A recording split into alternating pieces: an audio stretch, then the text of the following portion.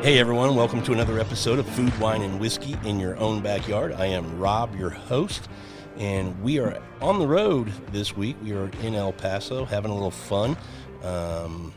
Obviously, we talk a lot of bourbon on the show, and I reached out to a group that I found here in El Paso, the El Paso Bourbon Club, and just kind of asked the question if there'd be some people who'd want to chat a little bit about the bourbon scene here in El Paso. It's always fun to find out what's going on in different markets and kind of compare it to where we're at or where you might be listening. And in that process, Marco from the Silo Bar. Marco, how you doing? I'm doing well, thank you. You were gracious enough to kind of message me and say we could come over. And yes, sir. And I appreciate that. This is of course. One, it's a really cool place that you have here. I appreciate that, yeah. And you beat us to the punch because I was talking to Chris and we were trying to figure out where we were going to record or where we could record. And so it just happened to work out. And we really do. I'm glad you guys picked us out, and welcome. You guys are always welcome. So you heard me say Chris. Chris, how you doing? Not too bad. You are a member of the El Paso Bourbon Club. Yes.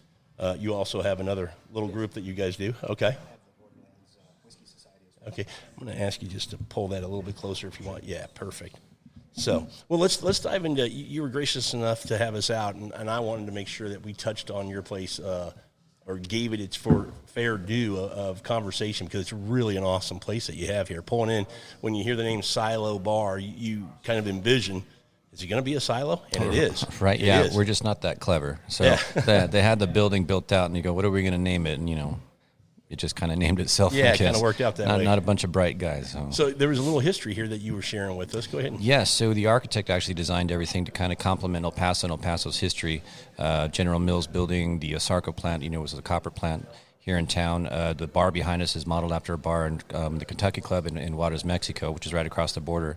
Kind of a famous bar that a lot of people like myself probably grew up in. I think I was going over there since I was a teenager. So I remember being in the military and always going over to Juarez. Yeah. And what I remember most is as a military guy over there getting 25-cent slammers. I'm sure. Yeah, with the nice dirty rag, they wiped the bar down the bathroom and everything else, and they'd cover it up. Yeah, fantastic. Those days are gone. I hear. Guess it helps us fight COVID now. I'm thinking so. Yeah, our immune systems are a little stronger. We would hope so, right? Exactly.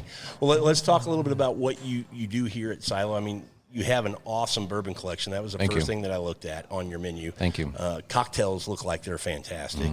But you also have the other spirits, whether it's rum, tequila, gins, things like that. So kind of what's your, when you want, who are you trying to target to come in and enjoy this place? We're trying to target everybody who enjoys a nice cocktail. So anybody who wants to come in, trying to learn about spirits. So, we do have a lot of tastings here.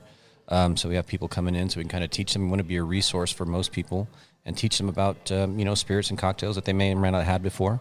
Stuff to try to give them something new to try, something that they'll like, kind of expand their palate, I guess. Yeah. We have anything from a $5 phenomenal pour of whiskey to a $150 shot of tequila. It's just, we have the whole gamut, but, we want to be able to provide everything to anyone and have them come in and enjoy themselves. A nice atmosphere. It's relaxing and, fun, like-minded people. Do you create your own cocktails, I'm assuming? Yes, we do. So my brother's actually a bartender at the Ritz-Carlton in L.A. Really? Yeah, so he's a partner here with me, and he actually brought a lot of the recipes. So most of the recipes we have on our menu that are cocktails are from his, design. Okay. How often do you change or add or, do you leave them on there do you have like staples that everybody loves and then you kind of... Yeah, we do have our staples and we're always expanding. Right now it's kind of tough with COVID and getting a lot of, servers and staff. Sure. So the staff that we do have, we kind of pick their brains, have their ideas, and we collaborate with them and, looking at our spirits selection.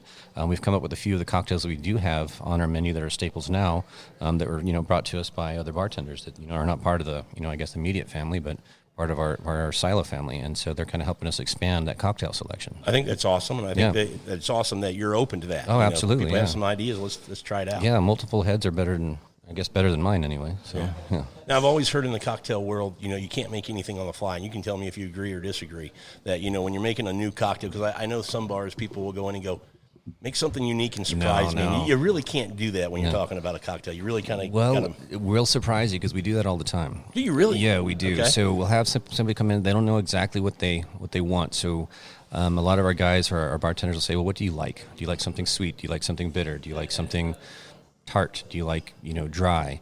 And they'll get the kind of basic flavor profiles and come up with something. And we have, as of now, I haven't heard one complain about the stuff that we've actually created for people. And they create it on the fly. Play it's it on not the fly. bartender going, I know some things and I'm going to pick this. Yes. He's creating something. Yes. Wow, that's impressive. Yeah, he does. Impressive. And so we get new liquors and liqueurs all the time, and we let our bartenders kind of experiment with them and come up with some ideas. And like I said, about 3 or 4 of the actual drinks on our menu were created on the fly by our bartenders. Wow. Yeah, and so people liked them so much, we put them on there as a staple. That's very cool. Yeah. The thing I like about cocktails, too, is, El Paso gets hot. I mean, we're down in Texas in general. It gets hot. You mean it gets cold? Yeah. But, cocktails are great. Bourbon guys like us, it's nice to drink it when the cooler weather, you can drink the higher proof and different things. But cocktails make it fun for me in the summertime anyway. I get more into cocktails. It's a way to have a little bit better, more of a refreshing drink, if you will.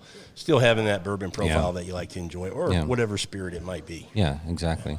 So go through, I just want to touch on it so people can get an idea of what you have in here when we talk about bourbon, because you have some bourbons.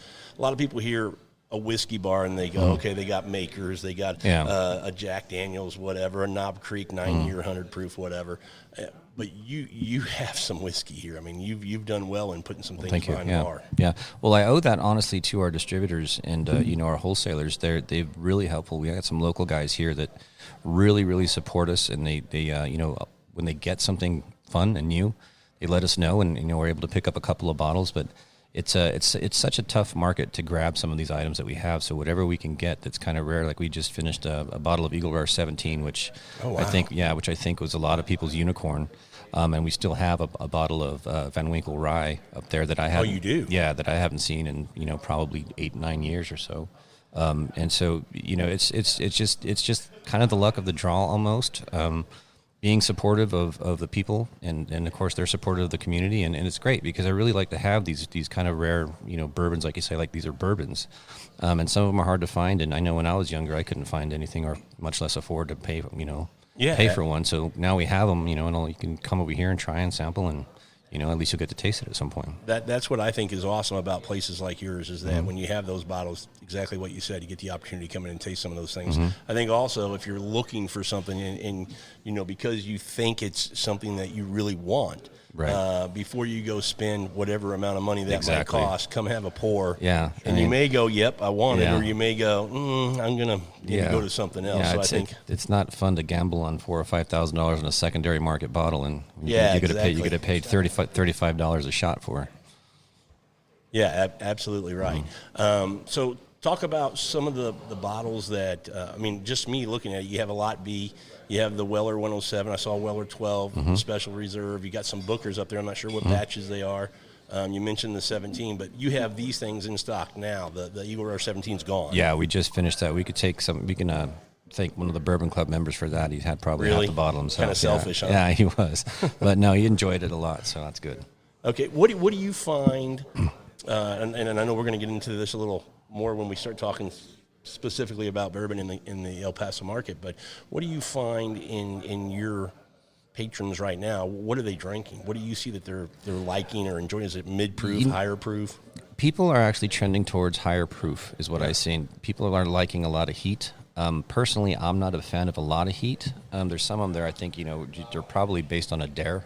Oh, really? That's how hot they get. But, I'm looking for just a good flavor profile that's satisfying to me at the time. There's so many whiskeys out there, so many bourbons that, you're bound to find something that hits a spot, but there are some that are so incredible that are hot, but you don't feel the heat or the burn at all. And to me, that's kind of the epitome so well-balanced, well-structured exactly. bourbon. I agree 100%. Yeah, that's to me is the way I'd like to go. Yeah, absolutely. Yeah. Okay, so we're talking a little bourbon. We mentioned that you have the gin and the tequila and the other clear spirits and things. But you also, if you want to come in and have just a nice cold beer, you've got beers on tap. We do. Bottles of beer, I'm guessing? Do. Okay. We do. So we actually do a lot of Texas stuff, a lot of Texas beers, and we have a local brewery called Dead Beach Brewery. So we have half of our taps are dedicated to them. Okay. So we carry them, and of course you got to carry Guinness. That's Oh man, I'm a big fan of Guinness, and just so people know, it's not a heavy beer. People think it's a heavy beer. It's not a heavy beer. Exactly. And we do have some beers that we're kind of experimenting on, putting them on nitro as opposed to carbonation. Nice. Yeah, and so that nitro really smooths things out a little bit. It's a little creamy. So right now we have a Crawford Bock on a nitro, and so it takes that edge, the bite off at the end, makes it creamy and smooth. So that's going really well for us. That's awesome. Now in our market over in Houston, IPAs are still huge. Yeah. You seeing that still here? IPAs are still they are. Yeah. Okay. Yeah.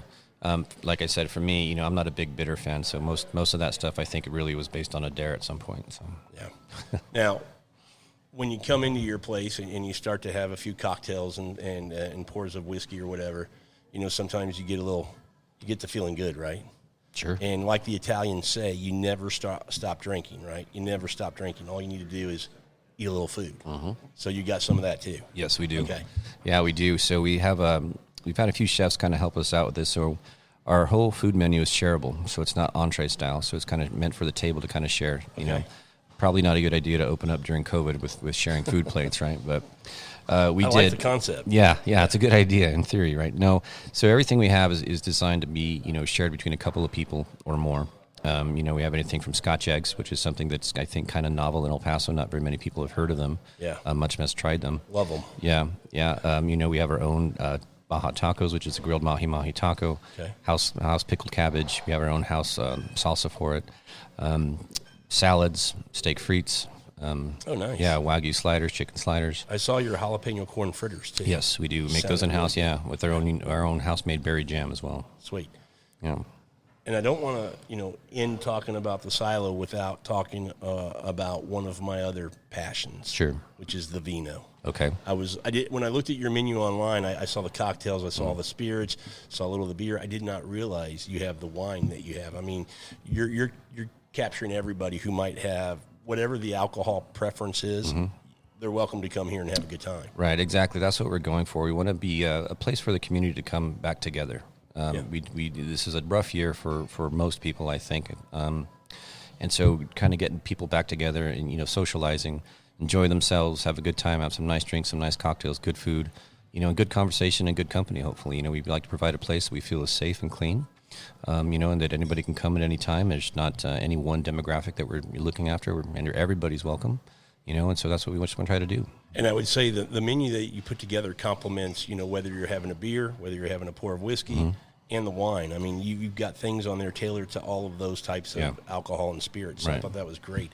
And the ambiance here is fantastic. The environment I really enjoy. It's a place that's, if you want to bring a date, you can come in here and have a date and have a nice night. But if you just want to come in with a group of friends and enjoy yourself, I don't get the sense that this is going to be this big party kind of place. It's going to be kind of a place where you can enjoy some drinks and some good conversation. Right. Ball game may be on the screen, things like that in the background, but it's really a place to enjoy your friends. And when I think about alcohol, it's about sharing and getting together with friends and hanging out and things like that. It's the experience you have with it, I think, Yeah, that's what makes, to me, when you remember drinking something, it's more about who you did that with or where you were when you guys were doing. Yeah, exactly. So you've created a space where I could see some memories being made here. Oh, that's fantastic. Yeah. That's an honor to hear you say that. Thank you. So let's let everybody know if they're going to come to El Paso, they're passing through, want to stop, have dinner, have a drink.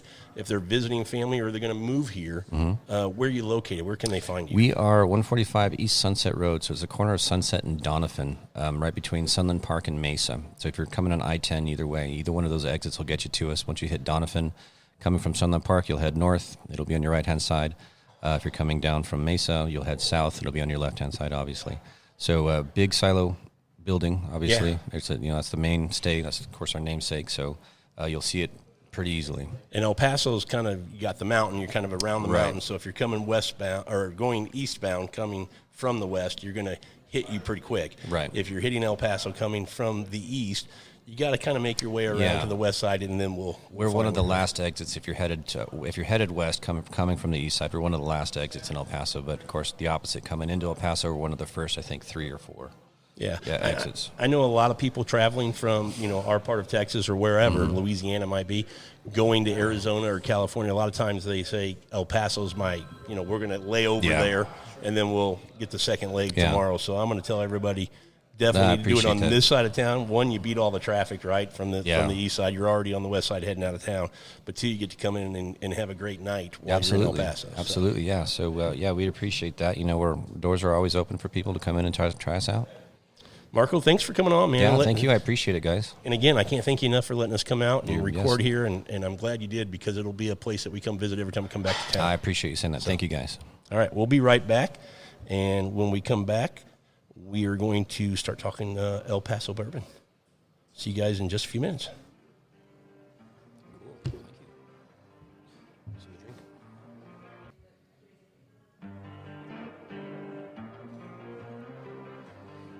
All right, we are back, and Rob here, joined by Chris and George. How you guys doing? Good. Great. All right, let's dive into some bourbon and what's going on in the and if you guys want to throw out anything else, if you're into wine, I mean, let's just say the spirits and wine and brews, whatever's going on in the El Paso market. Let's just kind of talk about that. I'm focusing a little bit on bourbon because bourbon's been in this boom here the last few years, and I think it's still on that trajectory that's going up. It hasn't seemed to have leveled off or going down, so that'll kind of drive the conversation. But by all means, feel free to touch on anything that you think is, should be spoken about here in the El Paso market, what's going on, what's really cool. So let's talk about first the bourbon group. These are popping up everywhere. There's national groups. Yes. And then there's a lot of groups per city. And I Sure. love that when they're just in those communities, because I think it's, we talked about a little bit earlier with Marco, having alcohol, whatever it is that you're drinking, food for that matter as well, whatever. It's always fun to share that. So when you can get in a group in a community that has that like interest as you, whether it's cigars, beers, whiskey, whatever it might be, I think that's a really good way to meet other people and start sharing those things. Yes. So we see that in Houston. I mean, Houston's a huge market. That's where I'm from. And we've got multiple groups because it's such a big city, mileage-wise, it's square miles, it's spread out so much that you've seen these other little groups pop up in certain communities just so they can kind of have that niche of getting to know each other within their own smaller communities. Yeah. El Paso, is that similar? Is it one group for the whole city? How's it working here? Whiskey-wise, I'd say there's 3 or 4 groups. Is there that many? Yeah. Wait, there's 3. I only know of 2. Well, there's the 2 big ones. Yeah. The El Paso Bourbon Club is one. Borderlands Whiskey Society is another. But there's some smaller, maybe more cocktail specific for one of them. And then there's another one that's really all about tequila and mezcal. So Those are becoming popular. Yes. I'm seeing a lot more of those. I'm seeing a lot more of the rum ones as well. People are getting into rum big time, at least over in the Houston market. I don't know if that's... But no rum groups here that I know of. Okay, Yeah. okay. So when we, I'm referencing everything from my, kind of the bar for me is Houston. Sure. And I know it's different here, but I think there's got to be some similarities. So one thing when I'm driving around in Houston, there's tons of different branded liquor stores that aren't major chains. I'm not talking about WB Liquor. I'm not talking about Specs. I'm not talking about Total Wine, things like that. I'm talking about the mom and pop kind of places. And developing those relationships with those in certain communities is very important, as people who like to get bourbons or whatever it is that you might be looking for. When I drive around El Paso, I saw one that I see everywhere. Barrel House. Yeah, Barrel House is another chain that's here. But Is it a chain or is it local to El Paso? No, I want to say they're Texas. Yeah. Oh, are they really? Yeah. Maybe not all of Texas. Definitely not as big as WB. Well, they may not be in the category I'm describing then if they're that big. No, but besides Barrel House, we do have Juanitos is a big one here. It's a singular store, but that's a big store here.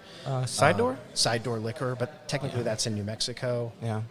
It's just over the border, but out towards Sunland here in El Paso, not up towards Las Cruces. Sunland Park, New Mexico. Yeah, Sunland Park, New Mexico. So right next door, not 30 miles north. Right. There's Whiskey Business. Are they local? Yeah. Okay. Yeah. So Yeah, they're around the corner from my house. So I'm Go sorry. ahead. No, I go was ahead, just going George. to say, what's the one in Santa Teresa? The one. Billy Cruz. Yeah, Yeah, Billy yeah. Cruz is there, but that's Okay. again New Mexico. Okay. Yeah.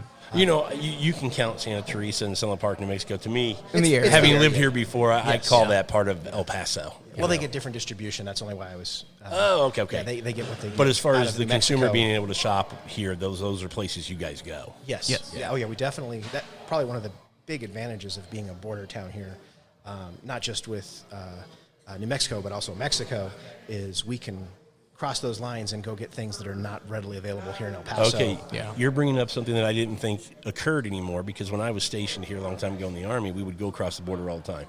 You guys still go across the border for things? I don't. Okay. Due to work, I similar, hear that most people but don't I have a lot of anymore. friends that do. Yeah. Really? Yes.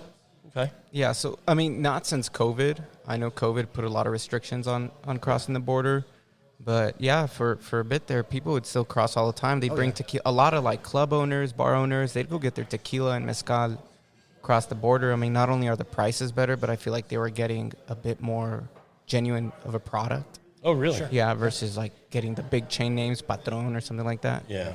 They get something. I know people that cross just for tacos. Like they Yeah. want. No, that we used to do tacos. that, absolutely, So- and just go shopping in the market or something. Yeah, it was great. But I just didn't realize people were still doing that. Just Not Been a so little much. crazy, yeah. Crossing right now is a bit more difficult, Yeah. but people do that. Well, the reason I was bringing up the liquor stores, the mom and pop type places, and I didn't realize, I thought Barrel House was just had its claws in the El Paso market. I didn't realize. I've never seen them. I've been to several cities in Texas, and I've never seen them anywhere I else. believe they use different names in different cities. Oh, do they really? In Okay. fact, the store they have here up on Sean Haggerty isn't labeled as a Barrel House. It's something else altogether because it Okay. was a store they acquired. Okay. And they just kept the name. They didn't change it. The reason I was bringing that up is I know in the bourbon world, a lot of times you want to, you want to establish relationships with and support those mom and pop Yes, places. absolutely.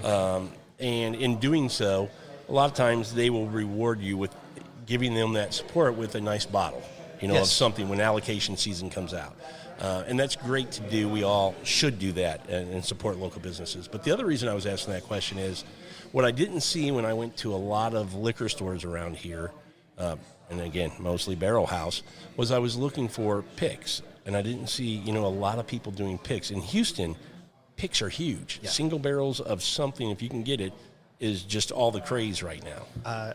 I've heard it's quite hard to get picks right now, and there's a big wait. You might pick it now, but you're not going to get the bottles for a year to 18 months. Oh. But that's what I'm hearing here from store owners, store managers.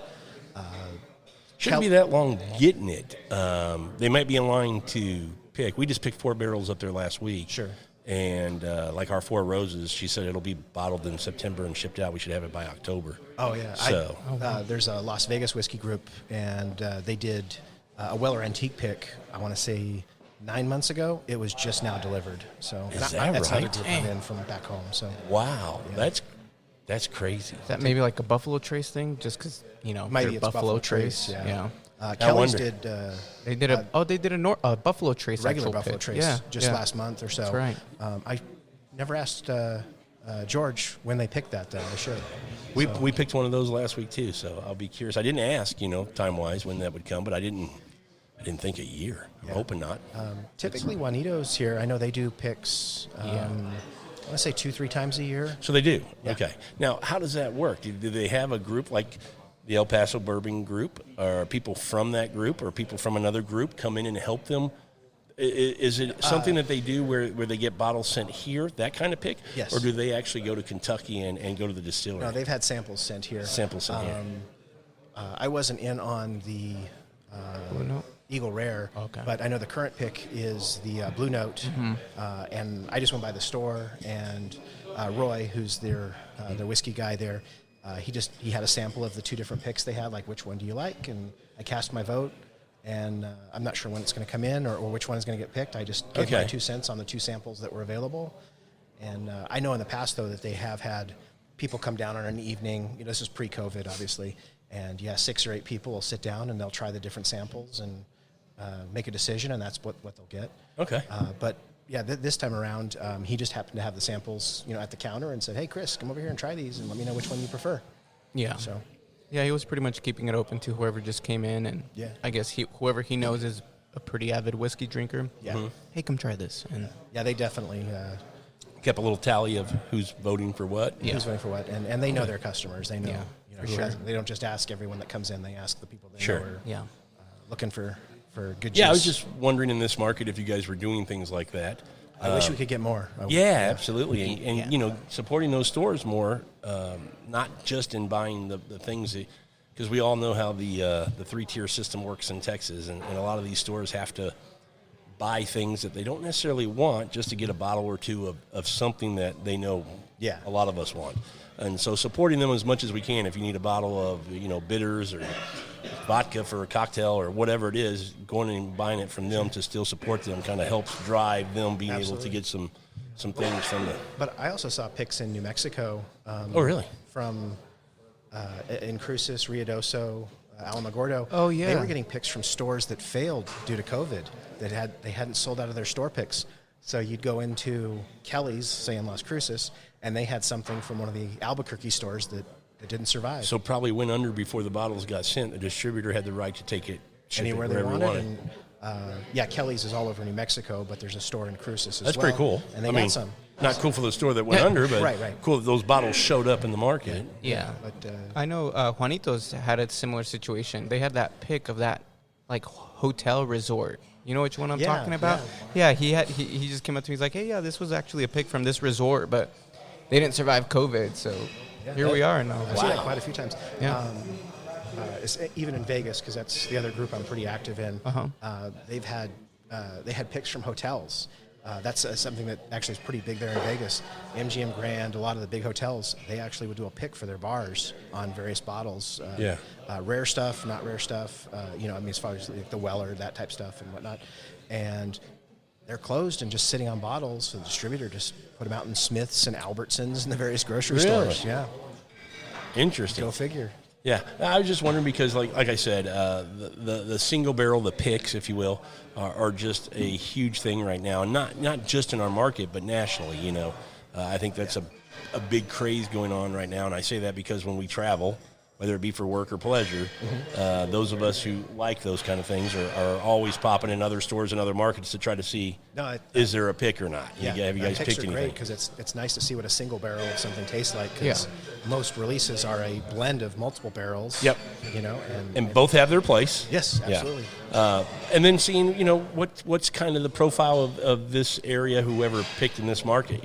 Might different than an Elijah Craig that we might pick versus what they might pick or something like that. Yeah. So how do you guys rate, and I'm kind of putting you on the spot here. I mean, I don't want you to call out anybody or anything. I would say in the Houston market, I would say it's a huge whiskey market. People probably take it more seriously than they need to. But I would say that the whiskey drinkers in the Houston market, by and large, are very knowledgeable. They know whiskey pretty well. Sure. How do you gauge the whiskey drinker? Are they more of a novice right now in the El Paso market? Do you see it's like it's in its beginning stages and it's growing, or do you go, hey, we got some old time sergeant majors here and stuff, and they know what they're drinking? For the military point of that, I'd say it's kind of split. Okay. There's some that are just. I work with a mixture of a couple different folks from the military, officer, soldier, but also Air Force, Space Force, and. There's guys that just love bourbon, and they're very knowledgeable about it. And there's others that are just drinking it because it's the cool thing to do, and they chase things. Okay. So I agree. Both sides of it. There's levels to it. I mean, especially lately ever since I joined the group, I noticed that our members have gone up by like over 100, right? Which one? The Bourbon Paso group. Bourbon Club? Yeah, the Paso Bourbon Club. That one's grown a lot. I haven't tracked it. I'm not sure. I don't run that one, so I'm not. I know they're up close to 350 or almost 400 now. 400, I think. Yeah. And I've noticed that. How long have you been in, George? Over a year. Not too long, but I honestly didn't even know it existed until I was Googling stuff one day, whiskey in El Paso, and that popped up, and I was like, oh heck yeah, I need to join this. Like, there's other people that are as into this as I am, because I'm young, so most of my friends. Tell everybody how old you are, George. I'm not that young. I'm 28. Okay, 28. Yeah. That's still fairly young, and I'm a little jealous. I'm asking you to say your age because I wish I'd gotten into bourbon, and you had mentioned to me before we started recording you're into wine. Yes. And I wish I had gotten into those things at the age you are now because you have a long time to really dive in deep and enjoy those things. Yeah, where I started, wine I've been into for a while, but whiskey, I'm the same as a lot of people in with the bourbon boom. Last 5 years is what I've been into bourbon. And wine, the transition from wine to bourbon was what kind of Really? catapulted me there. It's very similar, very similar. So I just wanted you to mention your age, not to put you on the spot, but I'm jealous that it's cool, and I'm seeing so many. I've got some good friends that are part of our group in El Paso, in Houston, that are in your same age group, 27, nice. 28, all the way up to about 33 in a group of about 12 of us. And just to be so young and appreciate what you have right now, because this used to be thought of as, grandpa's drink, old guys drink bourbon, not young guys. So very cool that you do that. Yeah, I feel very much the same way. I was a late bloomer but I started with craft beer, and Same.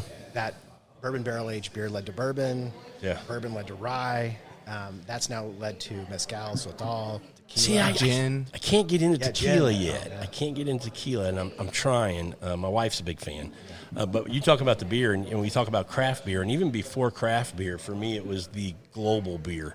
Meaning here they had the Bennigans, and you had to go around the world and drink a beer from. You're too young. You're too young to remember. I remember Bennigan's. Do you? Yeah, way on the east side, right? Way on the east side, and they okay. had. And when you went around the world and drank all 100 beers, they would put a plaque with your name up there, and you got this big pint. Oh, nice. Yeah.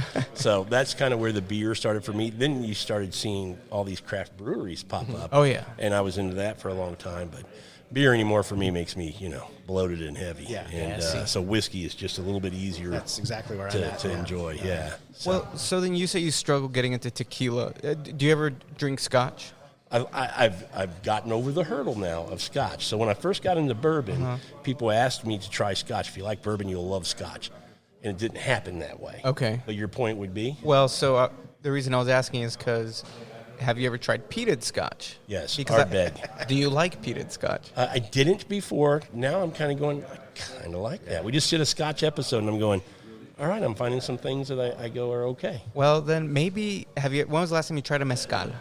Oh, a mezcal would be a long time ago. Tequila would be probably about a month ago. A buddy of mine had me buy 3 bottles and said, try all 3 of these, and I didn't like any of them. My wife liked them all. Because I've noticed that the people that like peated scotch or mezcal like either one. Like, let's say someone was a big peated scotch person, but they didn't like mezcal, or they didn't try mezcal, then they try mezcal, because they're actually smoky. pretty similar. Yeah. Yeah, they're very smoky. Yeah. They're very earthy. And so that's why I'm asking. If you like peated scotch at this point, maybe you can revisit mezcal and you'll be, oh, hey. And to be fair, I haven't tried a lot of mezcal. Okay. It's been mostly tequilas. Gotcha. Yeah. Are you here for a few more days? Yeah, There's a restaurant downtown, Okay. Elamy. Okay. Oh, yeah. They have a phenomenal tequila, mezcal, sotol selection. Okay.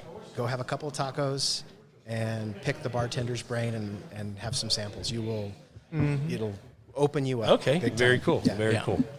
So, education-wise of your group, pretty. Oh, back in little mixture of everything. Of everything, yeah. Okay, Yeah. well, that's cool. And I think sometimes we see people in Facebook groups that do you guys know the term tater? Yeah. yes. Okay. So Wade Woodard has his whiskey blog, and he keeps a list of everything that would define you as being a tater. And I think he added one more when we went to Kentucky last week, so I think there's 89 or 90 on the list now. But we've all went through that journey, right? Yes. We all went through. We're all still taters. None of us are going to stop being taters.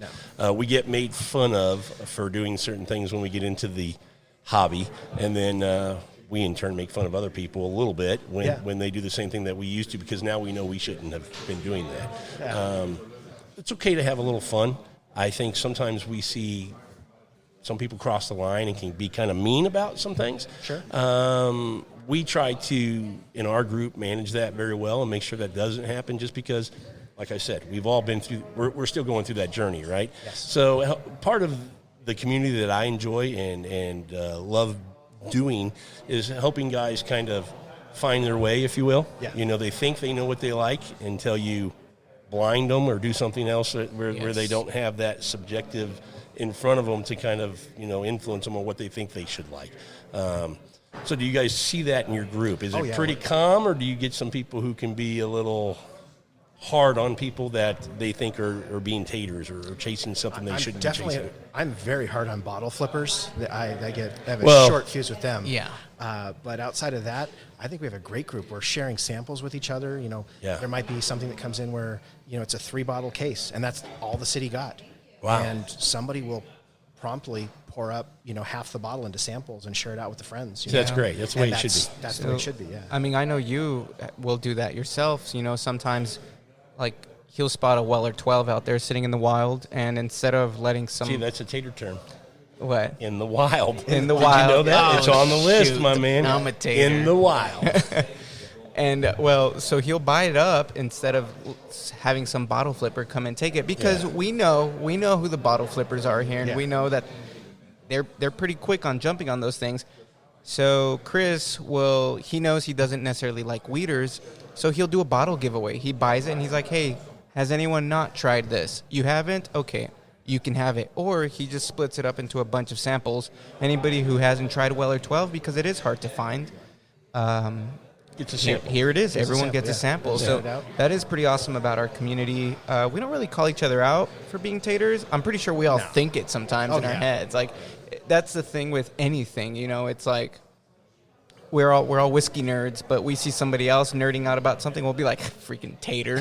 When we're a tater ourselves. Oh, yeah. Sure, we So all are. we just love to do it. And To me, the biggest tater bottle is... Blanton's. Yeah, bingo.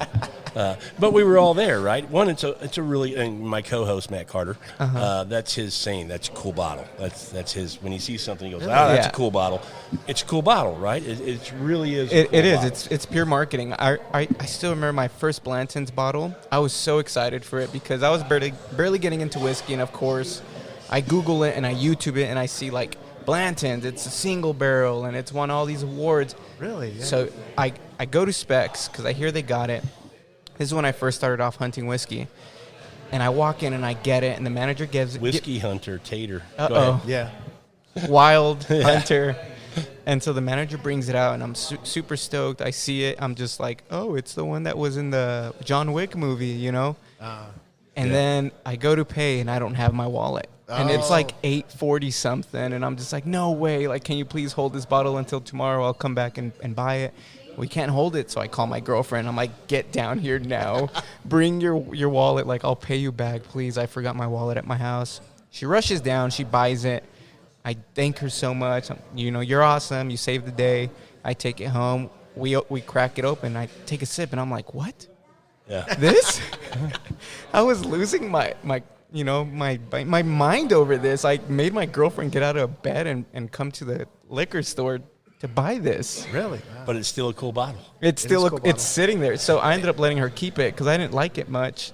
Well, and now she wants it for her bar card. So I was like, take it. But that's one of the things about a single barrel. Yeah. You know, I've had some Blanton's Specs actually in Houston did a pick that was just god awful. And I don't mind saying that. It was awful.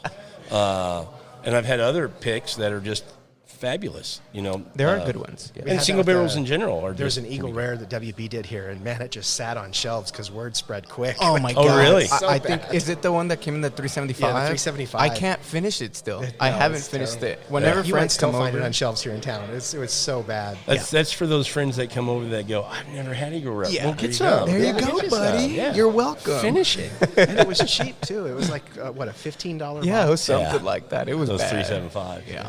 I never had that problem till recently with Blanton's. Not that I'm a big... What, with finding Blanton's? finding Blanton's. Oh my God, it's Yeah. I don't know why. I really don't care at this point. I don't like it. Now I don't know why sometimes I do see them, and I'll ask a buddy of mine, hey, I know you've been looking for Blanton's. Do you still want one? Because I see one here. I don't like it, but I'll get it for you. Yeah. And I've helped a Exactly. couple people in the bourbon group find them, Yeah. or Henry McKenna 10. I like Henry McKenna, actually. Don't get me wrong on that one. Another single barrel. That's another single barrel. Different profile each barrel. Oh, yeah. And for $40-ish. It's so a great. bottle. Which is so sad because before it won Whiskey of the Year, Yeah. it was like $22. Really? And then it Okay. wins the award of Whiskey of the Year, and now it's like $40. I'm like, come on. You know. See, But that's the whiskey Distributor world, right? Yeah. games or something, yeah. I don't get to have those feelings because I haven't been into it Yeah. as long. So all these prices going When up. did you get into it? Like 2 years. Oh, really? Okay. Yeah. So I think that's right around when it won, right? Did it win Santa 2019 Barbara or something like that? Or Yeah, it was or probably San 3 years Francisco? ago or Yeah. something like that. Okay, something like yeah. that. So I've- just before you got into it. Mm-hmm. Yeah. I've always known it as that, the $40, which is Okay. It's still decent to me. It's No, like no, better, it's better than Woodford, and Woodford sits around there. What Well, my, but for 10 years at $40, that's still a good price. you know what my Absolutely. biggest problem with Woodford is, right? What is it? The proof? Yeah, everything's 90.4. I don't know what the significance is. I've asked a lot of people. Nobody kind of has. There has to be something Some signature thing. other than their barrel proof. Everything is 90.4. I don't know. And that bothers me. Well, what's your favorite proof point? I'm probably live between right at 110, maybe 108 to, I'd say 107. You get some stuff at 107, bakers and things like that. Okay. So say 107 to 120. And what about you, Chris? Probably that Around there? 110 to 135. Okay. Yeah. 130 to I mean, 180. You can do hotter. It just depends on what it is. Some of the Four Roses that I get, the picks that I get are usually right around that 130, or a lot of them are. I shouldn't say usually, but a lot of them are. But they just do such a good job on them. They don't drink that hot. They drink lower? No, they don't. Nice. But worst case scenario, you add a little bit of water, get it to the proof you like, and you've got a Absolutely. bigger bottle now. Like, I think that's flavors in the alcohol, not in the water. Well, you know, so. and you're talking about a bourbon tip that we give to a lot of new drinkers, not young drinkers, because you can be any age getting into bourbon. Right. But new drinkers is that you don't have to put ice in it, because ice is going to continue to melt and dilute the whiskey the entire time. Yeah. Put drops of water, get to a point where you like it, and it won't change anymore. It'll stay at that profile for you the entire time you're sipping on that whiskey. So great point, Chris. And with the water, you get those aromatic oils that come and rise up to the surface. Yeah. So that's another thing. Do you guys have limestone water at home by chance? I do. Do you? Yeah. Does it make a difference for you? Probably not, but I feel better doing that. I know, because I don't want to use El Paso water. That's for sure. Oh yeah. Okay. Unless you want some fluoride yeah. in your whiskey. Yeah. Well, sorry. No, go right ahead. I was just going to say, you're also really into like the glasses and trying whiskey in all these different glasses. Yeah, I'm a big glass snob. Yeah. Yeah, I haven't quite gotten there. You're there also? Oh yeah. So then what would you say is the best glass? I know we're What's drinking the out proof? of Glencairn's. The What's first that? thing is what's the proof and what's the style. I see. See, there you go. I think Glencairn is a fantastic glass if Uh-huh. you're drinking 90 proof and below. If you're above 90 proof, if you're 100, 112 proof, 115 proof, why are you drinking on a glass with a tight nose? You want something open to get that. See, and I ethanol out. differ with you there. I think the Glencairn, I haven't found anything. Now, I forget what they call this glass. It's not a Glencairn. It's a type of it's like whiskey more glass. tulipy than a Glencairn. It's a little lighter base. I don't mind this as much. It gives you a little bit more base to open up the whiskey.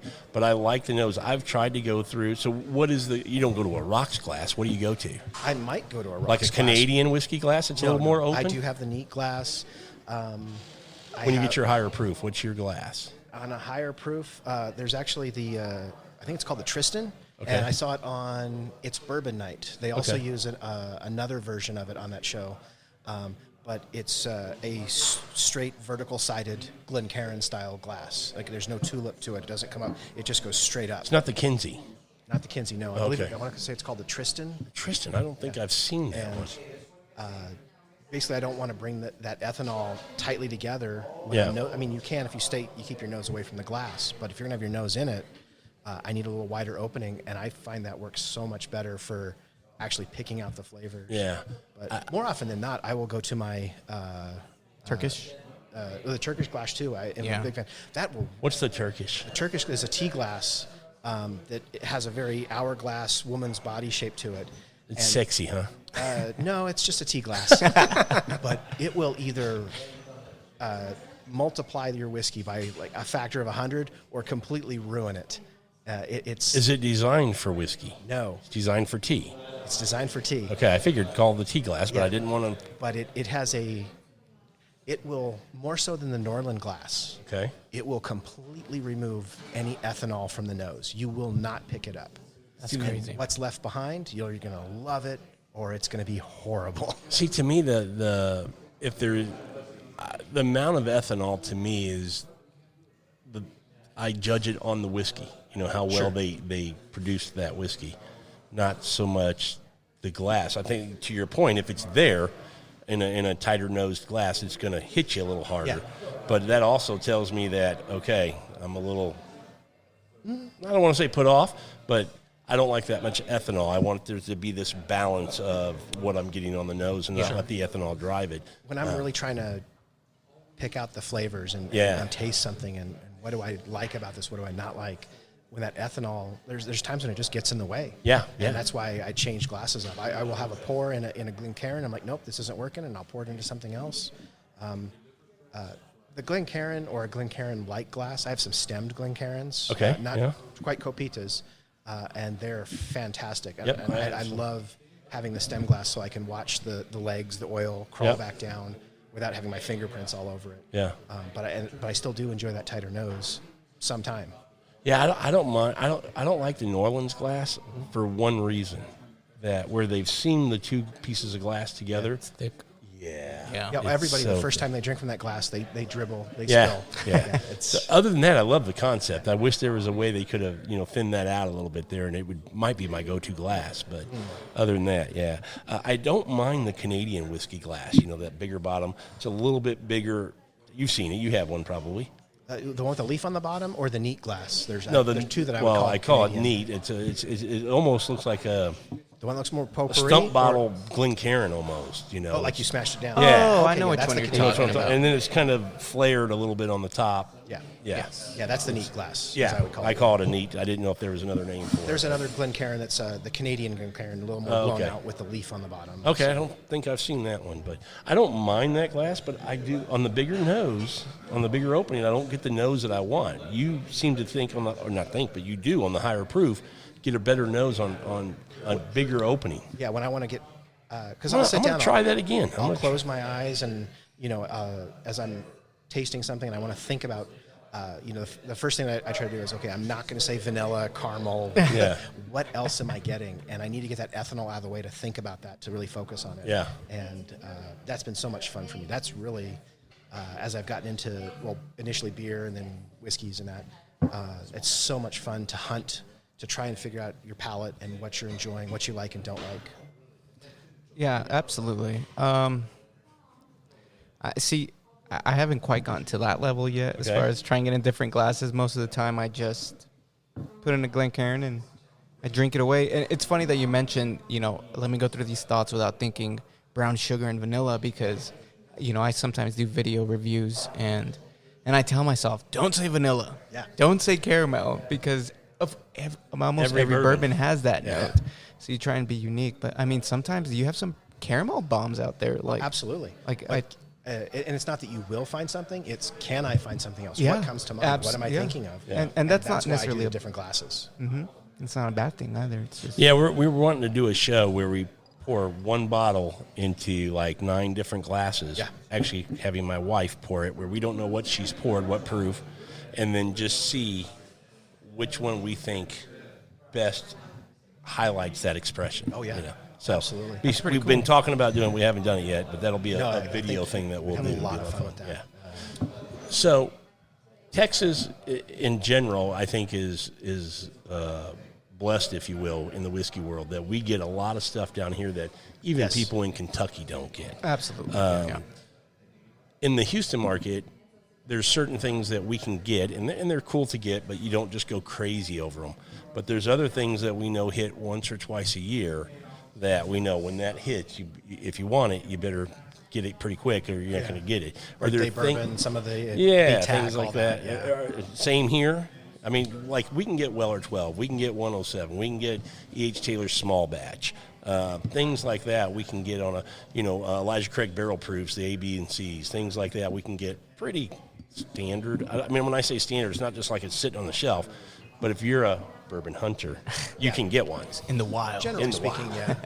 Generally speaking, probably about the same. Is But it? I this year, coming past the holiday season where, like, say, the BTAC release was, I've seen so much more BTAC from, say, March to now than I did over the holiday release. Have you really? Yes, absolutely. I've seen way more in the last couple. I never At saw retail? one. Oh, yeah. Yeah. Yeah. Well, typically a lot of the BTAC, depends on the city, they're either going to be 99 or 129. Still, if you Yeah, go up to but yeah. 150, I'm fine with that. Some people are about $139 in Houston. I'm fine with that. I know suggested retail is $99. It's not. I've never paid like after tax more than say $135, $140 for a BTAC. Yeah. Here in town. I never saw one during, bourbon season or any of that. But, yeah, recently I've been seeing a lot of GTS and some William LaRue Weller. And Whoa. When you say seen, that means you've bought. I bought one. I was lucky enough to buy one. A William LaRue Weller? Oh, no, a George T. Stagg. Okay. 2 William LaRue Wellers, but they weren't bought by me. So, you've been to Juanitos, right? No. Oh, you got to go. Oh, man, you got to go. Where is it? In the Lower Valley. Really? Yeah, So, phenomenal store. Guess where I'm going tomorrow? There you go. The Lower Valley. Yeah. Rich Probably owns get a torta store. down there or something, too. His daughter Jackie is there. Roy. Okay. Pancho. Just Great people. Fantastic.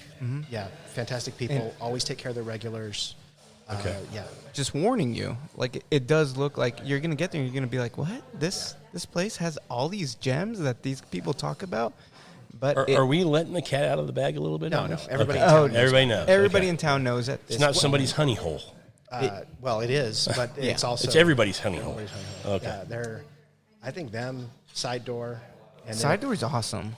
Yeah. Yeah. Both You of mentioned those. it before, but somebody mentioned to me I was playing golf at Painted Dunes, and they mentioned the Billy Cruz. Yeah, Billy Cruz And said they have some good surprises stuff. you every now and then. Yeah. Not as frequently as the others, but boy, do they get good stuff every now and Or then. they'll have something old, like they had an old knob single barrel, 120 single barrel. Yeah. Oh, yeah, the old label. They had that old label, and I was like, what? Yeah. You guys just have this here? And Oh, yeah, I went in there like I 2 love years that ago one. now. Yeah. And they had the old Rittenhouse bottle. Oh, really? Previous label. Just sitting on the shelf with the new Rittenhouse.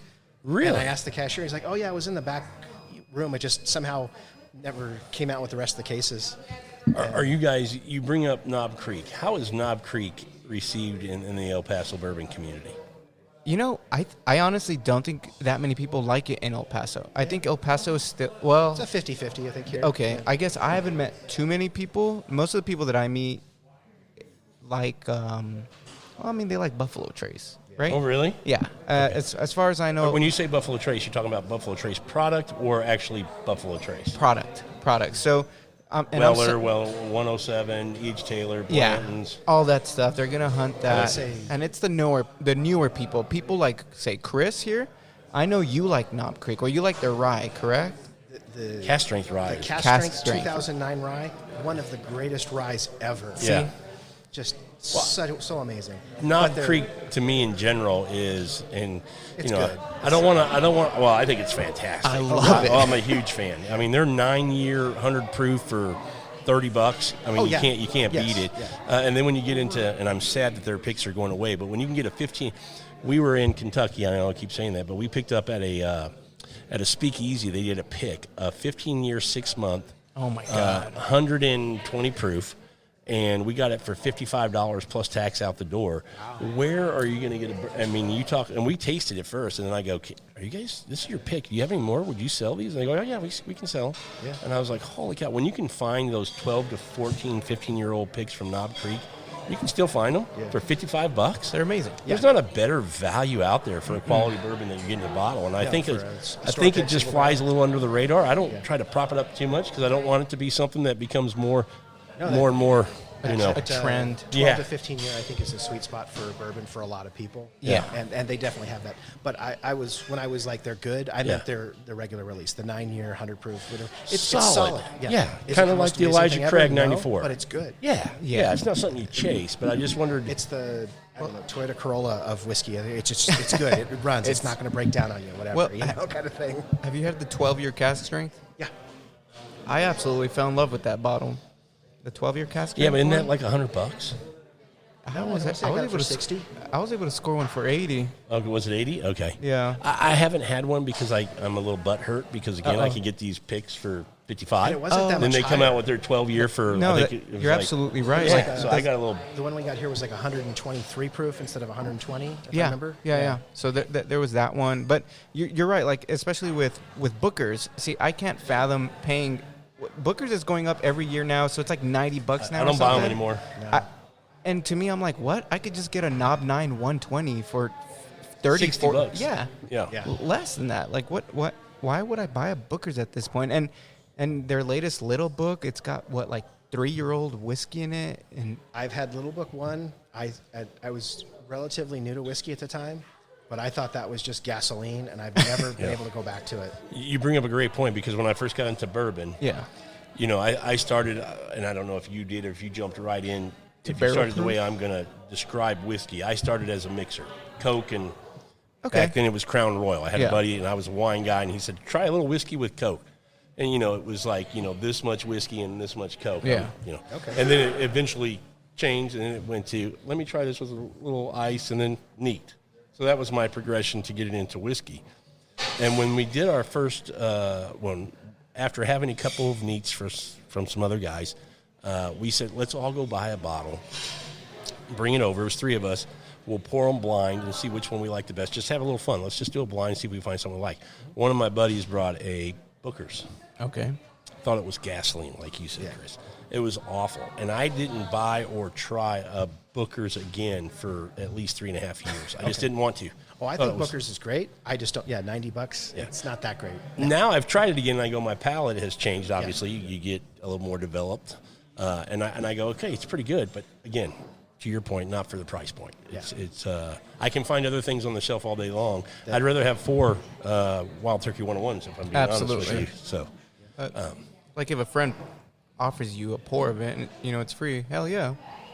I get that. I don't know, like when something has a crazy, well, not crazy, but a proof that's up there, 110 and above, you know, if they're 120s, 130s. Yeah. I don't factor the cost that much. Like, okay, because their production level, who knows? Like that there's a lot of factors of why the bottle may be as expensive as it is. And I'm a little more likely to spend on those bottles than this, you know, bottled and bond 100 proof or a 90 proof that's, what was that Blue Note that came in that was like $130? Blue Note 17. The 17. So we had, it was like 95.4 proof, I believe. And it's good, but it's not $120 good. No. You know, it's funny. I was so against buying that bottle for a long time, and then everybody just kept talking about how good it was. Fred Minnick went on to like say this is the best thing since sliced bread, pretty much. My cousin told me how great it was, so I finally caved in and I bought it. I was like, it's okay, and you know, a little part of me is like, it's Tennessee whiskey, like. But the 10-year actual cask strength, that one's good. The unfiltered 10-year, and it was half the price. Really? Yeah. I haven't had either one. My co-host Carter bought the 17. I haven't tried it yet. He said the same thing you're saying. He goes, it's all right. Yeah. You know, he would have liked the proof to have been over 100. And really all it is a Source Dickel bottle. It's Source Dickel. Like, is it Source Dickel? It's Source Dickel. Literally, George Dickel has a 15-year single barrel for $70. You can get that, and that's going to be at, what is that? That's going to be at a higher proof. It's like at 104. Yeah. And people are paying for Source Dickel at a lower proof for $130. So how do you guys in the El Paso bourbon community help new guys who want to get into bourbon? What's kind of, so like, I work at every liquor store. Like when I'm there, I'm on the clock. I'm the same way. Yeah. You know, somebody says something like, "Oh, hey, you like rye?" Yeah. Let's talk. The Specs guys and the Total Wine guys are like, you kind of know more than me. Yeah. But I always tell new people getting into bourbon, there's always this hype from Facebook groups that, to your point earlier, the new guys, the young guys that you know, they're chasing, you said. Blanton's. Or Buffalo Trace product. Yeah. Which is the hardest thing to get. But that's like the number one thing that... Not over here. YouTube pops. Regular Buffalo Trace is on the shelves. When we say Buffalo Trace, we're talking about their product line. Weller, E.H. Taylor, 12, Full Proof, all those things. Not Buffalo Trace. We get that all over Texas. Yeah. But you're talking about the entire line. The entire lineup. Yeah. Of course, you got the people always hunting Blanton's or Colonel Taylor or Elmer T. Lee. Although, you know what? I'm going to be a tater for a little bit. That is the only one out of that entire like lineup that I do really like. No, 100% agree. It's a solid. I actually do like Elmer T. Lee. Every single other one that I've bought, I try it and I'm like, damn. Rock Hill Farms? Don't like it? It's good. It was good. Elmer's better. And then the what's the other one in that group? Hancock? Hancock's Reserve, Yeah, I like that too. It's 88 point or 89.8. And if you get it for $40 or less, it's great. Yeah. Well, see, I've never seen one for that price. And I'm a bit of a proof hound, Okay. so I'm just like, man, this is juice. I'm drinking a Capri Sun in this glass right Okay. now. So you've elevated to the higher proof. Sure. Oh, I love the higher proof. There's at this no point. doubt that when you can get up to the higher proofs, you get more flavor, right? I mean, like anything, Yes. when they get down to that lower proof, it didn't come out of the barrel at 90. They're putting water in it, so they're diluting what we're drinking. Absolutely. So higher proof, if you can get over the alcohol, that's part of the process of, in this arcade term, bourbon journey, right? But no, the reason I was asking the question is because I always stay away from telling new guys to chase Buffalo Trace products because you're chasing. No, the guys I work Yeah. with, they want, hey, where can I get that Blanton's? Where can I get, like, let me tell you some other bottles that are readily available on the shelf that you're going to love. And better. And better in And some what cases. I always tell them to stick with is your big distillers that have those product lines. So if it's Jim Beam with Baker 7 or the Knob Creek line, or if you want to get into, some guys will get into Basil Hayden. I'm not a big Basil Hayden guy, but I'm bigger into the Bakers and the Knob Creek lineup that they have. Yes. Basil, I think, is amazing. I wish it was just the quality level they hit there is fantastic, but sadly it's at that 80 proof. Yeah. If they I could agree. get that, because I don't think the quality's there on some of the other products they put out at Yeah. the higher proof. Basil really has the quality. Just, if that Well, proof it's was a just up Jim there. Beam product. A lot of people don't know that. You know, Yeah. they'll go, I don't like Jim Beam because they're thinking Jim Beam. Yeah. I go, what do you drink? Well, I drink Basil Hayden. Well, that's Jim Beam. Mm-hmm. So a lot of new guys don't know that. But staying in Jim Beam or Turkey, you know, and getting into 101 or getting into Rare Breed, Or getting into the Russell's Reserve 10-year at 110 proof, things like that. And then getting into Heaven Hill. If you want something weeded that's on the shelf all the time, you can get Larceny at 92 proof. Or, you know, if you want something else that's barrel not proof. weeded, or the barrel proof if you can find it, you can get the Elijah Craig, which is good at 94 proof, or the barrel proof if you can find it. Yeah. And then even Maker's Mark as a weeded bourbon. You know, I've done plenty of blinds, multiple, where Antique 107 Loses? to Maker's Mark every Really? time. Really? Every time. Have you ever done it? Maker's I've Mark not put them up cast against each strength. other, but I've never liked Makers anytime I've had it. Do you like 107? It's all right. I'm not a big weeder fan. Okay. If you were, I would say do that as a blind. I'd be curious to see what you guys came up with because people I've given that blind to, I've not met somebody who went 107's better. I don't know if I've bought regular Makers at all. I've only bought the There's wood finishing series. wood one? finishing stuff. Like Yeah. that That's has the private chocolate. select. Yeah. Yeah. I've Yeah, only we bought just picked a that. barrel of that. Oh, nice. It's like a science project when you go up there and do that. Yeah, I very think cool. everyone I've bought, I've given away. Like I've had They're good. They're 3-4 solid. pours out of the bottle, and I'm like, nope, not Oh for man, me. there's And some I really enjoy on those. Yeah, That Usually F8. they've all been the ones I've seen here have all been heavy on the chocolate.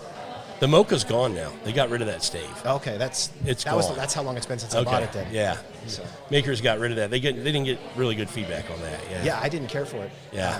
And I think I've given 3 or 4 bottles of that away. So I always try to steer them to those major distillers. Yes. And then, you know, work on their lowest and work yourself up in those lines so you can figure out what you like, what you don't like, mixing in some weeded stuff, some not weeded, things like that, versus just saying, you know, well, you got to get an E.H. Taylor small batch, and you need a barrel proof from I E.H. never Taylor, and you need to get a recommend- Weller 12, and you need a Never Blanton's. recommend And, whales to anyone. You know, Yeah. they're usually asking about them. Well, most of the time they don't meet the expectations. I Yeah. mean, most people that ask me where can I get Eagle Rare, I always tell them forget about Eagle Rare. Get a Russell's 10. yeah. Russell's 10 to me is so much better. It's going to be lower proof because a lot of them are newer to whiskey. Oh, too. you're So- talking about the $35 bottle, yeah, the 10-year one, the 90 that one. proof. Okay. Yeah, and then if they really like that, I'll be like, "Oh boy, you're in for a treat, yeah. man. Now get the Russell's Reserve single barrel. Yeah. That's 110 proof, and that's Non-chill most- filtered. non-chill filtered, and just the mouthfeel on that is great. Phenomenal. A lot of the What'd you times, say? The what? the mouthfeel. Okay. I'm sorry. I'm checking off all the tater boxes. No, not at all. today, That's man. not a tater thing. That's the one my wife hates. Oh, the most, mouthfeel. That sounder. And to me, those are so chocolatey sometimes. Like Russell's Reserve store picks, if I could ever find one, that is the store pick I always go Yeah. for. I totally agree. I probably have 15 of them at home. I mean, they're that good. They are. When we travel and I can find one, I don't even care. Did Pick you it like- up. If it's a store pick, I want to pick it up. Hell yeah. Did you like the 13-year? I had a taste of that. So, getting back to the speakeasy that we were at, they had a Russell's Reserve store pick as well, and fabulous. And they were selling those $55. And then we went to Wild Turkey, got to meet Jimmy and have a little conversation. Awesome. But we went down to their bar, and they had the Weller, the 13-year there, the Russell's Reserve 13 there, and we got a pour, tried it. I prefer the Russell's 10 pick over that 13. So That's crazy. The 13 is not something I'm chasing right now. If I found a bottle, I would buy it. Am I crazy to get one? No, I'll find another I got Russell's one. 10. I think you got two. You got two? So I got one. Yeah, I want one real bad. You got one? I got one in town, and then I was able to find one in San Antonio. Yeah. I'd love to get one, but I'm that's not one that I wouldn't go like just crazy to find one. I wouldn't pay secondary for one. Oh, no. But I agree with you, though, because I do have a store pick. A buddy of mine got it in Dallas, and I prefer that store pick, just standard Russell's Reserve, over the Russell's 13. And the 13's solid. Don't get me wrong. It's good. What does it retail? $80? Yeah. 60? Is it 60? Well, I so want to say 66 with tax here. Was it? Okay. some places will mark it up to 80, though, but Still fair. I mean, that's still I solid. got I'd mine at pay side that. door, so. what's up? I got mine at side door in New Mexico. It was Oh, gotcha. 66 with tax, I So, think. and then the 55, are you paying for the store picks for the Russell's 10? Around there. Yeah, about 60 as well, yeah. Yeah. So it just goes to show you how good the Russell's 10 single barrel product is. I mean, it's Turkey's so good. I think they're so underrated because there's this stigma to turkey that like I have no idea why. It doesn't make it's sense. the at all. biker's Well- drink or something. Well, and David Jennings talks about that in the book, that you're right. It's a rock and roll guy. Yeah. It's the biker guy, and it's the college frat guy that, you can Yeah, get a... slamming turkeys all Yeah, night long. because it's $20, and you can just, Well, it's yeah, for that's right. effect. If you look at Russell's or the rare breeds or But once you dive in... Master's Keep, the stuff that Masters keep it. Ah, man. That's my white whale. which one? Any. Oh, yeah, that's the other rye. I think is one of the greatest ever. Was their The Cornerstone? rye. Cornerstone is Yeah. fantastic. Yeah, really amazing good. rye. I wasn't a fan of last year's 17-year bottle room bond. No, I'm struggling to drink that. Well, did you ever try the 2003? No, I did not. I would have liked to have had the 98 and the 2002 Russells, too, but I never got those. 98, I've heard is. I mean, do you like the Fred Minnick show, or do you ever watch? Oh, that? sure. I know he has that. The 98 ranked as like one of his top pours of all time. Does he really? Yeah. So How does his palate align with yours? I don't know, because a lot of the stuff that he will talk about on his channel, I haven't tried. Okay, fair point. I've never tried that. He swears by Pappy 15 being the best Pappy. The only Pappy I've tried is the Lot B and Old Rip Van Winkle, which was kindly given to me by Chris here. He gave me a sample of both of those, but I've never tried like a name, the face Pappy, Yeah. I've heard the same thing from people who have all three, the 15, 20, and 23, that the 15 is the best. Yeah. Now, other people like the 20, second best, and the 23 they just say is way over. It's too much. It's like you're sucking on a piece of wood or Yeah, something. that's what they've said. I haven't had them either, so. I've only had 15 and 23 of those, and I thought the 23 was just a cherry cola bomb. Cherry cola, see? Okay. But we are looking to get a bottle of Lot B. I'm trying to find one because what I want to do is a blind 30 with days Weller ago, I could have 12. helped you out. Huh? 30 days ago, I could have helped you out. No worries, no worries. Weller 12. Because it's the same juice. Yeah, right. Same exact juice, same proof, both 12 years old. Same warehouse, too, I think. It's Same just a different everything. floor. I think it's the same floor. Is it really? Mm-hmm. Wow. I Okay. think I actually had a couple of sample bottles of Did- the 12 and Lot B up until So I want to do a blind on those to see. Expose the marketing. Well, and just see, what, is it that much better? Is the Lot B, because it's got all the hype, it's got all the chase, it's a limited production. Is it better than Weller 12? I Because didn't I'm a think the fan old- of Weller 12. I didn't think the old Rip 10 was better than Weller 107, but I Okay. did think Lot B was better than Weller 12. You did? Yeah. Did you do it blind? No, I can't say that I did. See, that's my whole thing. I want to do it blind because I think most people who see it are subjectively going to go, I like this one better. Well, what I'll typically do is have one, have the other, Uh-huh. completely, like finish the glass, and then I'll go back and do a side-by-side to see what Okay. there's difference. Because that side-by-side, your palate, it just messes with you. Like, Oh, really? Yeah, I think so. Yeah, So see- I'll do one and then the other, and then go For, to the back for and me, I forth. always have to do them side by side. Cleansing your palate. That's the hard part. Yeah, but because I need something to compare it to. Somebody will give me something. How does that compare? I don't know. Let me have this one. Yeah. Now I can tell you I have something to contrast it against. So. For the longest time, I thought E.H. Taylor small batch and single barrel tasted identical. See, and I think small 'Cause I batch would- is better. Well, I was Oh, doing the wow. back and forth thing, and I just couldn't. I cannot tell the difference. And then at some point, I did one, did Yeah. the other, and then I did the side by side. I was like, wow, these are actually shockingly Yeah. different. This is where we get into the what we were talking about earlier. Yeah. Single barrels can be kind of hit or miss. Yes, yeah. And to me, I've had several of the E.H. Taylor single barrels that I don't like as well, doing them blind against a small batch. The consistency of that small batch, it's just, to me, It's there. It's fantastic. For a $35 bottle out the door, I mean, you can't beat it. It's Yeah. always been 50 here. But yeah. Really? Yeah. We get it for $49.99. $32 plus tax over there. I can't believe that. That's Yeah. crazy. yeah. It's $49.99 everywhere here when Yeah. it comes in. So this is what I was talking to you earlier about before we started recording.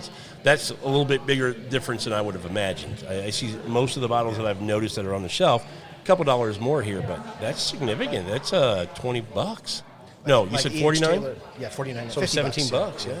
But E.H. Taylor cast strength is usually about 80 around here, 79.99. Yeah, barrel proof. I don't know. I've never seen one in the wild. And then I got the Warehouse C a couple months ago, and that was $69.99. How was Well, that? that's a unicorn. That was You good. don't see a lot of those. Yeah, I still got a buy. You can have some. I'll pour you some. So, well, Actually, they still have some here. Just FYI. They do? Yes. are you in any other groups I'm George. in the besides two El group- Paso? No, so not No national groups? I'm in one where it's like a trading group. Okay. That's about it. But I've made like 2 trades at this point, and it's a hassle. Can Just be. shipping it and then worrying about like, is my bottle gonna break? Well, we don't ship bottles. We drive them and deliver Oh, them. that's right. That's Yeah. right. That's right. Not in Texas. We meet up somewhere and just make a swap. Yeah. Yeah. Whoopsies. Yeah. And you're in a Vegas group?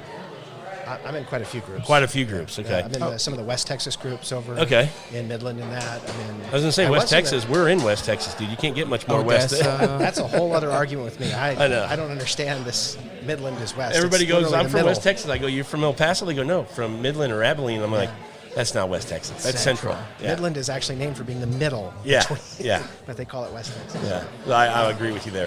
Well, my question was going to be, is there anything in being in those other groups that you think is unique in the El Paso groups or in the community here that's I'd say different? we're or is pretty it identical. Pretty much? The biggest reason I'm in those groups is because I'm going to know what's coming to store shelves here in 1 or 2 weeks if I see it over there in the other Texas Because groups. it hits over there a little bit quicker. just a little bit quicker. Yeah. Oh, so that's how you Yeah. kind of get your game plan. Okay, I might join those now then. Some secrets are out. There you go. Yeah, there's a great Dallas group, the Texas Whiskey Consortium in the Midland, Odessa area. Is a Which great group. Dallas group are you in? Someone say whiskey? Someone say whiskey. Yeah, with and- Randall. Yeah, and Yeah. I was in the Houston Bourbon Society, but I guess they booted me because I'm not in Houston. So Yeah, they have that rule. They try Yeah. to keep that to just local people. How do they find out? because my profile says El Paso. And it's probably somebody outed you.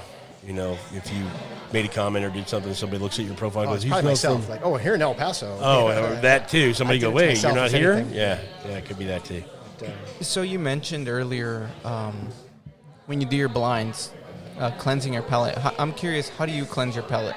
Because So, crackers for my palate. crackers. Yeah, and for your nose, either Coffee. cracker your arm, coffee will work, or your armpit. Wait, I do Smell my your armpit. wrist. the crack of your Or arm. your wrist. I do this. Here, you When can I'm do s- your wrist. I've never heard of that. I go Yeah. like this. Yeah. What? Yeah. You take like Sniff your armpit, and it will clean your nose. No way. Swear to. It's I not don't a wanna tater smell move my either. It's a armpits, professional but I'll move. smell my wrist. I did not know that one. Yeah. See, I always have. Oh, you probably wear cologne. That's why you don't smell. I your don't wrist. ever wear cologne. You don't wear cologne, do you? I don't wear cologne. Not when you're drinking wine or whiskey. I just don't wear it. Yeah. Overpriced. We smell good. anyway. Yeah, right. It's the musk. There you go. I didn't know that one. See, I've always had like a cup of coffee beans because I always, Works great. That's it. Okay. But instead of having to pour your coffee in and do that every time, sniff your armpit and you're good to go. There. Okay. I'll try that next time. I think smelling your wrist is a little more. Wrist works too, but Okay. I always wrist. like the looks when I sniff my armpit. That's true. Yeah. I'm just gonna be at a bar sniffing my armpit. There it is. All right. Nice.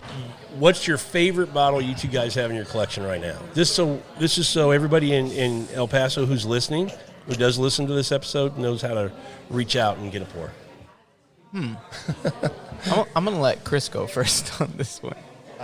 I'm a huge rye guy. That's my thing. Bourbon's good. Love rye. Irish is good. Okay. Scotch is okay. I'm a big Redbreast fan. I love rye. Okay.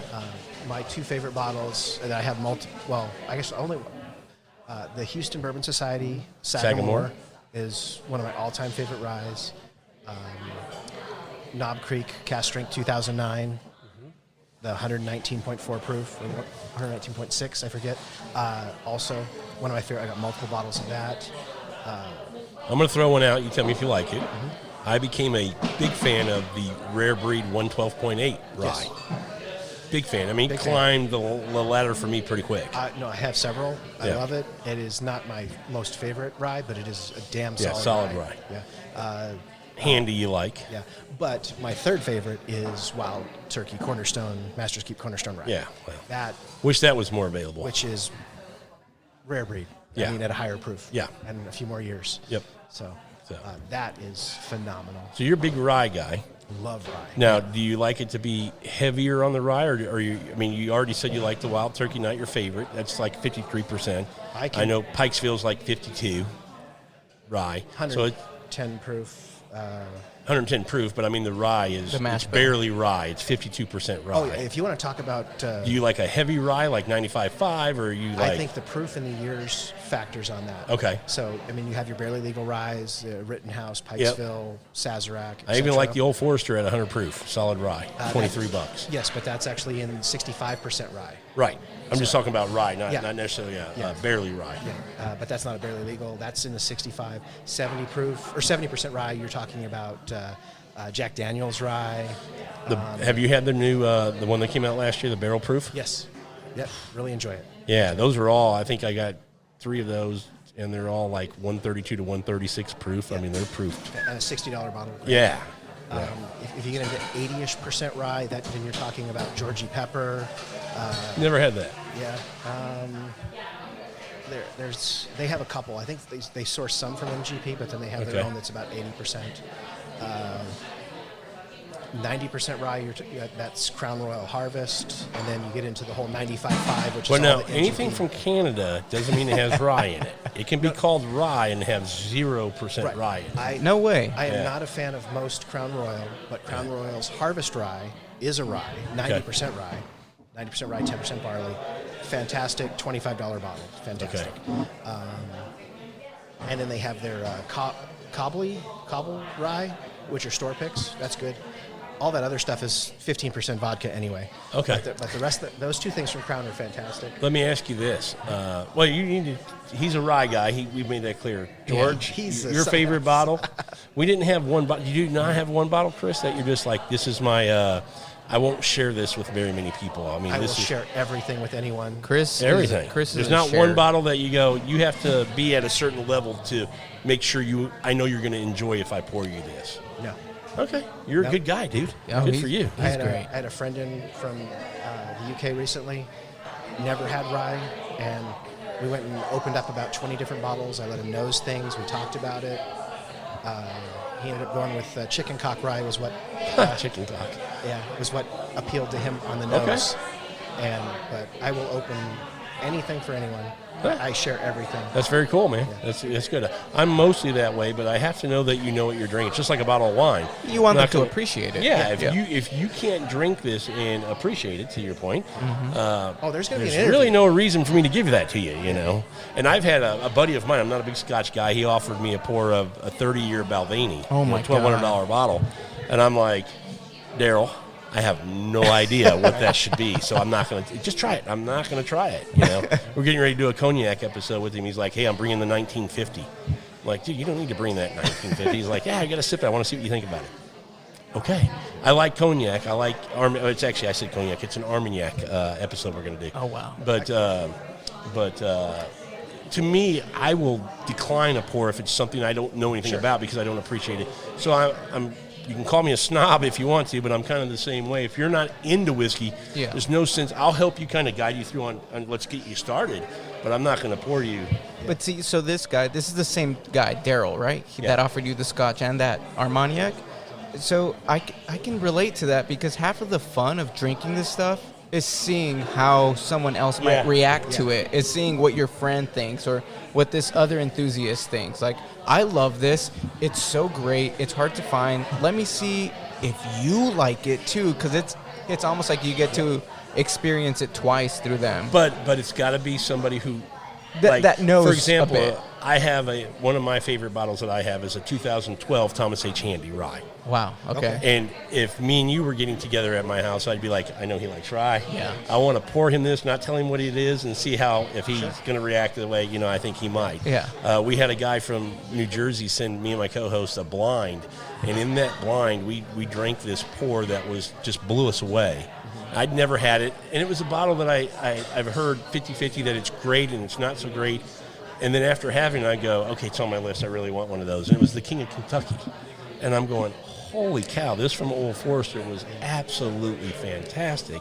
But if I would have given that to somebody who was just breaking into bourbon, they wouldn't have, Yeah, they might even accidentally shoot it. Be like, that was good. Too. My wife will have friends come over with their husbands, and they'll see the bar with all these bottles of bourbon. I go, do you drink? And oh, yeah. What do you like? Anything you pour. Yeah. And I'm like, okay, you're over here, my man. Yeah. So. Keep your eyes over here, buddy. Yeah, exactly. So coveted bottle, one you have that, that special moments bottle. Okay, so I have two answers for that question. Okay. My first answer, if I was to stop drinking today, never buy another bottle. I don't understand. It would probably be, I don't know what it is about it, but it's the bottle that I say for special occasions. It's my Joseph Magnus cigar blend. Really? Which batch? It's the Fruit Bomb. I don't know the number, but it's called the Fruit Bomb. Okay. I'm trying to remember which one that is. I think 24. I think it's batch 24. And I love cigars as well, and it does pair extremely well with cigars. So whenever I do buy that special cigar for that special moment, I just reach up there and I'm like, okay, I'm going to drink this tonight. Now, that would be my answer if I stopped drinking today and I stopped buying today. My real answer is nothing gets me more excited than the next bottle, the next new thing. Yeah. Okay. So nothing is going to make me want to just go home and wind down and try something like hearing about this new bourbon that I've never heard of, or maybe I didn't give a second thought to, and now people that I trust are telling me it's so good, and I buy it.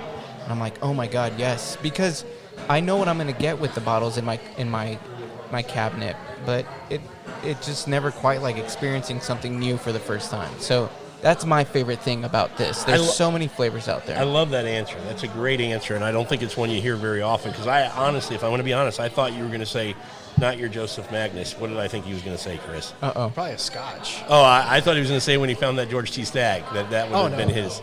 I know he'll drink that. Oh, okay. He's got quite a bit of Scotch. Drink it, but still might be his coveted, kind of special bottle. It's special, but you know what, man? The first time I popped that bottle, I was with a couple of my cousins, and they like bourbon. So I was like, hell yeah, man, let's put a big old dent in this thing. Yeah. We like bourbon. You've never even seen one. And so it's already halfway gone. But Chris is right. I do like Scotch. When you mentioned that Balvenie 30, I was like, oh, my God. I've been on your list? It's on my list. I told myself I'll buy it when I turn 30, and I'll drink a Scotch as old as me. There you go. So that's the way to do it. We do that with wine.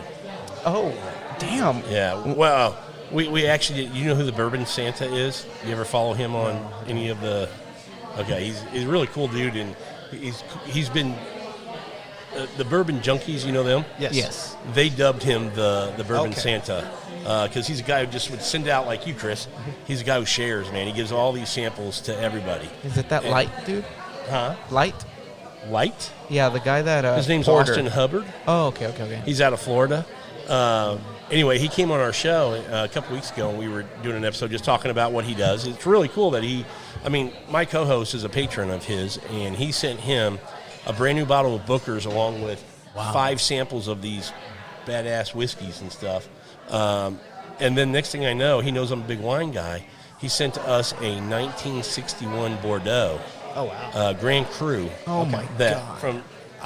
it's older than me. I wasn't even born, and this is so. When you start talking about birth years and older stuff, it's really fun when you get things that old. And I know Christopher Hart from the Houston Bourbon Society, when he has guests on his show, he'll find out when they were born, and he'll make sure he has a bottle of something from their birth year, whether it's scotch or bourbon or whatever, That's that they awesome. get to enjoy. So that's always fun. Yeah. But your answer, George, I thought was awesome, because I agree with you. It's always fun. And I'll say it a different way, that you're trying to find the next best thing. Yeah. I had some people mention to me a couple of weeks ago, ask the question, I don't remember where it came from. I think it was maybe a national group or something. What's the one bottle or two bottles that you passed by so many times, seen it on the shelf, and then finally went, okay, people keep saying it's good, I'll try it, and went, oh, crap, I can't believe I've been passing on this for 2 years, you know. Yeah. For me, it was like, oh, Granddad Bottled and Bond. I like the 114, 100%. but the Bottled and Bond. 100%. Yes. Yeah. The old Granddad Bottled and Bond 100 proof. Yeah. And early times. Early times. You get a Those are liter for $20. Those are the two bottles I recommend most to any Yeah. new drinker. Somebody getting into it was like, try these. They're under $30. Yep. Under 25, I think. I was going to say, both of them should be under 25, at least here in Texas. Phenomenal Yep, bottles. they're great. And that 100 proof over the 114, I don't know why. I've even tried proofing down the 114. Yeah. It's not as good. Really? Yeah. I To like me. them both for different Yeah. reasons, Oh, yes. But but trying to, I actually went on to, I think it's Whiskey Advocate has a calculator. You know, how many milliliters of water do you add to actually get Oh, the proof really? down? And I was like, okay, so I calculated, okay, this is supposed to be 100 proof now. It was not as good as the regular. Is that right? Yeah. It didn't taste shockingly different.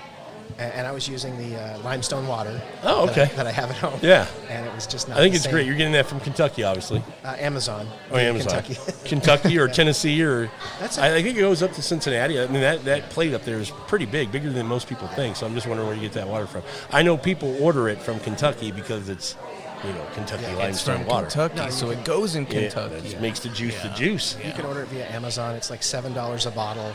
And at most you're using not even a cap full of it. So Yeah. one bottle is going to last you, A long time. I mean, How big's a bottle? 1 liter. Oh, okay, that's pretty good size. Yeah. Yeah, they typically last me 6 to 9 months because I don't add water to much. Yeah. So let me ask you, Jorge. Yes, sir. Do you have a bottle that you passed up for a long time and then finally bought one and went, damn, that is pretty good? I do.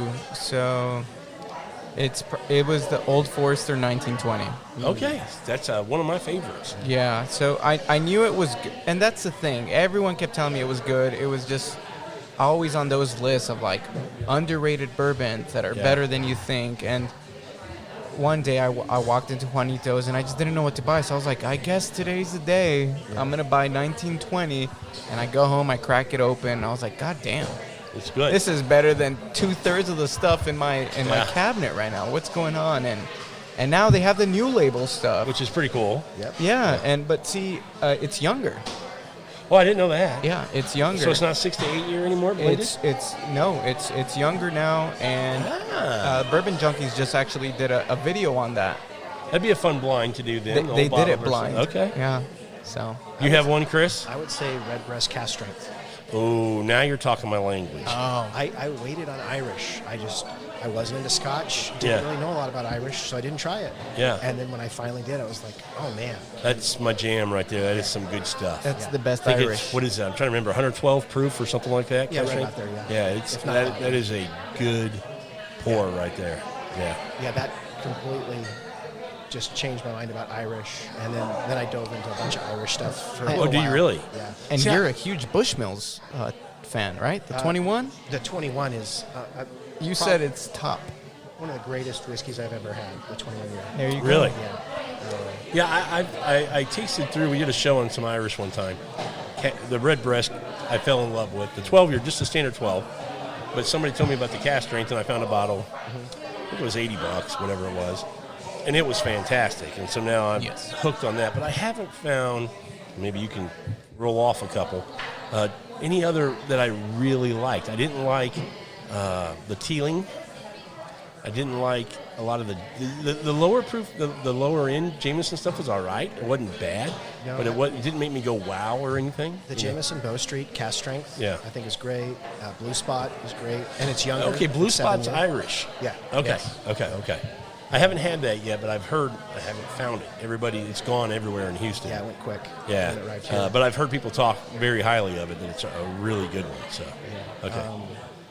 I think I happened to try the Redbreast Cast Strength posted about it, and then Steven promptly, he's like, hey, I got the Redbreast 27 here. You want to try it? Tried that. I was like, oh, man, this is amazing. Promptly went out and bought a Redbreast 21 year. That led to... I've not actually had any of the other Bushmills other than the base black Bushmills, which I didn't care for. Yeah, it's rough, in my opinion. Okay. The Bushmills 21 is a wow. Is that a pretty good one? Yeah. How expensive is a 21-year-old? $220. $220? Yeah. That's not as bad as I thought it might be. Not when the 21-year Scotches are... Redbreast is more than that. Yes, right? it's like $329, right? Yeah, a little over 300. It's $100 cheaper. All right, let me ask you guys this, and this is going to probably be easier for you since you've been in the hobby 2 years, you said. About 2 years? Yep, around Chris, there. how long for you? About 5. Okay, about the same as me. 4 or 5, yeah. What was the bourbon that you enjoyed drinking getting into the hobby that now you go, I don't like that, and I don't know why the hell I was drinking that? And then what was the bourbon that you went, I don't like this, and 5 years later you go, shit, that's really good stuff? Do you have those two kind of... I had those, so I didn't know if you guys did. But I know there had to be something that you were entry-level in. Like for me, it was Hudson Baby Bourbon. I thought that was the best stuff ever. Really? Yeah. Because it's smooth. It's smooth. Hater term. I know. My intro, I was coming from craft beer, and one of the guys in the beer group was also a big whiskey guy. And he said, hey, come on over. We're going to try some stuff and find out what you like. So Yeah. we're going to try everything. So 24 samples later, I spent the night. Yeah, I was going to say. and I learned, I had a lot of whales that night. I had Elmer, I had GTS, Yeah. I had a bunch of things that night. This is your first night? First night. God. Yeah. That's setting the bar high. Hell yeah. I didn't have anything I hated. There are bottles that I hate. 1910, You don't like 1910? do not like it. See, I think it's a fantastic double oaked, and I think for a new bourbon drinker that wants a, air quotes, special bottle, 93 proof, easy drinker, all kinds of flavor on it, and it's well thought of in the bourbon community. So if you take that to a party or something, a bottle share should be well received. Oh, if I had a bottle, I would definitely give it away. Yeah? Yeah. I know a just couple don't. friends, Chad from It's Bourbon Night hates it, loves 1920, Yes. but absolutely hates Cannot do the 1910. And that was a bottle I actually refused to give away. I was like, I'm going to figure this one out. I'm going to see Yeah. it. And to the last drop, hated it. Really? Hated it. But I don't think there's anything that I used to like that I don't like Is there anymore. anything that you had for the first time you went, people said to try this, I didn't like it, and now years later you go, hey, now I kind of like that. For me it was the higher proof stuff. Yeah. People saying trying this, and my palate just wasn't ready for that. And then as my palate adjusted, now I go back and go, okay, that's really good. I tend to have different things, have a couple different pours on a night. I might have, I'll do a smaller pour, but have 2 or 3 different things just to spice it up, I guess. And one thing I would say is tasting order matters. Your palate matters. Cleansing your palate matters. And I never like Eagle Rare after anything else. Oh, really? Starting it off, it's a great start-off bottle for the night. Whenever I have it after something else, it's always a clove bomb for me. Yeah, and I can hate see that. It's so much clove, and I just can't do it. I can But see that. That's really, there's been nothing. There's some Islas that I'm like, I don't know if I'll buy that again. Yeah, I'm trying to convert him Yeah. Oh, really? into Islas, yeah. But I like it all. And I'm all over the place now. This last 2 months, I've only bought mezcal, tequila, sotol. I'm trying stuff. Okay. Yeah. How is the El Paso Bourbon Club and the community here related to sourced whiskeys? So when we start talking about whether it's Widow Jane or Smoke Wagon or Old Scout, we like those. But we see some other craft distilleries who we know are sourcing from MGP. And There's a lot of, MGP is, biggest distillery, yeah. Dickel Rye, Templeton Rye. how's that received in this market? Nobody cares. Nobody cares. Well, I feel like with, and I'm saying this in the nicest way possible. I feel like most members don't know. Yeah. And it's I like would agree with that. It's ignorance is kind of bliss. Like they hear Widow Jane, oh my God, Widow Jane, like I need to try that. The taboo that Budweiser, AB InBev owns that brewery now. So they're They're taboo now. That doesn't happen with MGP, Yeah. in my experience. And to me, it shouldn't. The only stipulation I have with source, I don't mind it being sourced. People who are Fine. transparent about it, good. Smoke Wagon does some great stuff. Yep. But again, they're blending and making their own thing out of the whiskeys that they're getting. That's all I ask is do something else to the whiskey so that I'll pay what you want to charge for it. Don't take a MGP that could be their product for $40, just put it in your bottle, slap a label, and think I want to pay you $80 for it. You have to show me. I'll do the research. And to your point, George, new whiskey drinkers don't always do that. But I want to know, what have you done to make this whiskey your own? So I'm Hopefully intrigued they to did buy. something, but I would think most of the time that the price has increased is because they only bought 5 barrels. They didn't buy 10,000. Yeah. And that's why their cost is high. And they put on a tater sticker on there, put a something tater that sticker looks on nice, and boom. Yeah, but if you're only buying 5 barrels, the barrel's going to cost you the same whether you bought it. No, buying 5 barrels and buying 10,000, I think you're going to get a discount. Oh, no. But I'm talking about craft distillers are never buying 10,000 barrels for the most part. I just threw out a number, but sure, yeah. Yeah. Because there's some MGP bottles out there that are, what's the Redemption? They put out not specs. Total Wine here put out a store pick Redemption. Yeah. It is Smoke Wagon all the way. Yeah. 100%. I mean, that's definitely up for a blind soon at my house. It tastes so much like the Smoke Wagon. It's the same mash bill, everything. Really? Similar number of years. And it was, it's at a cask strength. So you're talking the higher end of Smoke Wagon, the $70, $80 price. Okay. And it was $50 at Total Wine. Oh, that's not bad at all. And I'm like, hey, this is, for the price, you can't beat that. Yeah, I had a Widow Jane 12-year that was 12-year MGP, which was it was a pick from Hocus Pocus down in Lake Charles. Fantastic. I mean, one of my favorite pours. It's one when I send out blinds to people, I throw that one in there because it's so freaking good. Yeah. But they did some blending, some other things with these 12-year-old whiskeys that made it so good. We're fine with that. I just, I just didn't know how those are received. But it does bring up Smoke Wagon. Mm-hmm. Smoke Wagon has become huge in Houston. Is it that way? I haven't seen it Yeah. on the shelf. I haven't seen any posts about it. Me going back home to Vegas all the time. Well, for yeah, years, you're in the backyard there. For years, there was this gentleman, Mark, at the Total Wine on the Strip there in Vegas. Yeah. And every time I come in, hey, Mark, how you doing? Yada, yada. What do you want to try? Hey, man, we got a store pick of this Smoke Wagon. You got to buy this. Whatever. Yeah. Never bought it. And now, and these were those blue coin. The stuff that people are paying, more than $1,000 on secondary for, and they were just there for $44 years ago. It's that Jewel of the Desert one. Yeah, huh? Desert Jewel. Oh my God. My buddy picked up a couple of those and left a couple, and he was like, yeah, I'll buy them. He was out in Vegas. And then later on, he saw how much hype they were getting. He was like, damn, I missed those. Up until COVID, they weren't quite Dusties, but Smoke Wagon was just on the shelves in Vegas, just everywhere. Yeah. And the guys that stocked up on it they got a lot of good trade bait right now. I like what they're doing. I mean, even their standard bourbon for $32. Yep. I did a blind initially and didn't like it. Different night, different Sure. whatever. But I went back and revisited them, and it's a solid bourbon. The small batch as well, really, really good. Yeah. And I'm trying to think of the uncut unfiltered, really, really good. Yep. And I actually like the small batch and the uncut unfiltered better than the Desert Jewel. Have you had the Desert Jewel? No, I never had it. Yeah. I actually think that their cheapest bottle, that $33. Yeah. I think that is for the others aren't bad by any means, but that price point for that bottle, solid. Just all day long, I would buy that. Yeah. And you know why they're becoming very coveted now, right? You remember how they had that amber glass with the big thing? Now it's clear. Yeah, because they're out of that for a while. Yeah. So these are going to be like one-time buys of getting the uncut, unfiltered in the clear glass. So 3 years from now, those things are going to be, depending on what the production is, it's going to be a limited thing to be in that knows bottle. What they're doing. Yeah. I would argue the same thing that the barrel, what's out as Stellum now.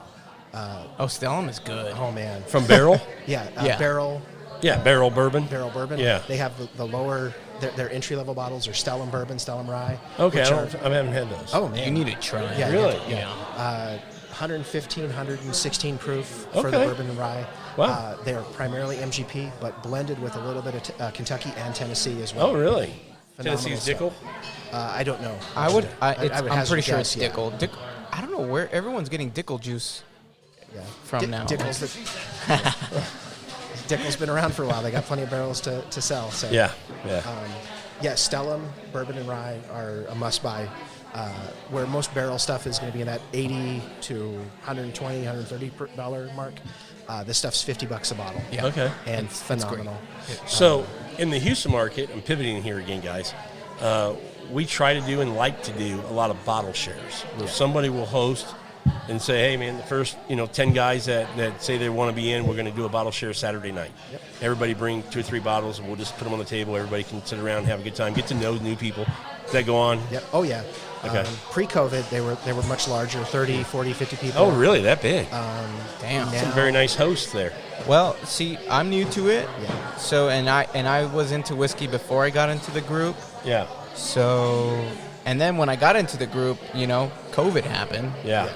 So I still haven't quite experienced like a true bottle share, but I'm looking forward to it. Like, that seems pretty cool. They're a blast. Yeah. Yeah, absolutely. And I think the last one was, I did one during COVID, or I went to one during COVID. 6 people. Yeah. And it was like 32 bottles or something Yeah. that we sampled.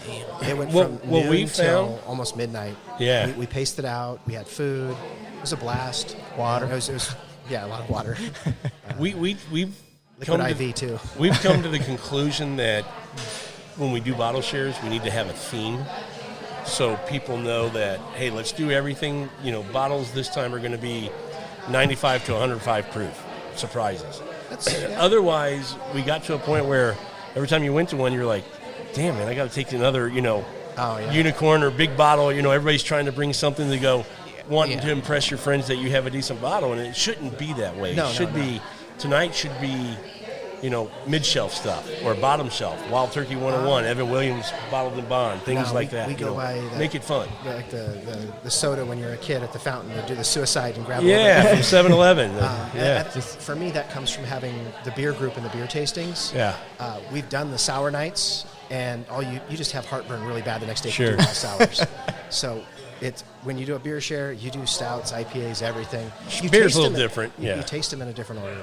But if you just do a sour night or an IPA night, you can be wrecked the next day. Yeah. So for bourbon or whiskey sharing for me, I just put it all out. I'll bring Whatever. I won't bring every bottle and the other out reason to the kitchen, but I'll bring most of them. The other reason we've decided we like the themes is that your palate gets adjusted and it stays on that plane Yeah. instead of Curveballs. Yeah. So that seems to have worked for us anyway. My buddy Herman, who will be at every tasting or hosting every tasting I go to, either way, he is crazy with the sampling order. Okay. He has some type of ESP, whatever, with that. He knows, like, oh no, we can't have that next. We need to have one of these. Oh, really? He Is has it just based on proof or profile or I mash don't know bill? how Or he picks it, but he knows it. And I've strayed from his guidance, and that was horrible. And then he understands tasting order. So there's a flow to it. So with he him. knows something. Yeah. He has not shared that secret. Because doing a rye night would be a theme. That would be Yeah. fun. Yeah, Rye? well, if you're covering the different proofs, the different mash bills. Sure. And Or it could be a distiller. Let's do everything from Wild Turkey, or bring whatever you got from Heaven Hill, and things like that. Or scotch. Or Peated it could be- scotch. absolutely. Highland, Speyside, Tequila night. tequila. Yeah. For me, it's always been just about talking about whiskey. So you drink your scotch, I'll drink my rye, and let's have a good time. There you go. Well, that's what it boils down to is the people. But we just kind of thought that we were getting as a group always trying to go, shit, I'm out of, things I can bring this time that are, and we went, you know what? It doesn't need to be about the biggest, baddest bottle. That's basically what I'm getting at. It needs to be more about us getting together, and what we drink can be just easy, inexpensive, and fun. It doesn't have to be. It could be, Wild Turkey, the whole lineup of Wild Turkey. Let's just taste to it from the 81 proof all the way through whatever we have in the Master's Keep, and it can be a Wild Turkey night. I've got this Master's Keep, I've got this, and let's bring it and have a little fun. That sounds like a good night. Those kind of It things. does sound like fun. Yeah. I've had people bring something kind of bottom to mid tier, but it was a store pick or It's something unique. That and it ended up being one of the best bottles of the night. Sure. But it wasn't anything. What was it like I think one tasting we did, Urian brought a Dalmore 10 store pick. Oh, it was that Delmore 12 Sherry Or 12, Select. yeah. It was that. And Yeah. comparing it to what else was on the counter, that was people were like, man, but it was one of the best bottles of the night. That was a great and I don't bottle. want to shame somebody for bringing not being able to bring a great bottle. Yeah, that's the whole point. You don't want to make somebody feel Let's just all uncomfortable. have fun. Yeah. And so. But bottle shares are something that we enjoy, and I would say, once everybody's comfortable, start doing them. It's a fun thing, and we always do it with our wives for those or girlfriends.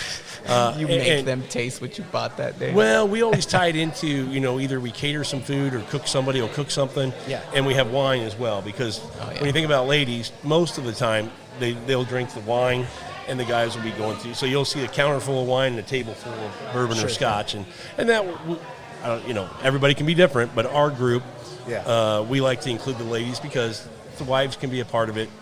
It's easier to get them to support us in our bourbon habits or whiskey habits. Yeah, they won't get mad at you for spending so much money on it. Well, that too. They still get mad. They'd rather you spend it on wine. I'm talking about my wife. Yeah, no. My wife likes the cheapest bottle of wine you can find. Really? That's the great. Oh, see, that's good. I every time my girlfriend visits me, she'll see and she knows too. At this point, I would think that I have enough bottles to where if I add one, you won't notice. But no, she'll spot it and she'll be like, another one? Another one? What? Don't you have enough? And I'm like, hey, easy. Just.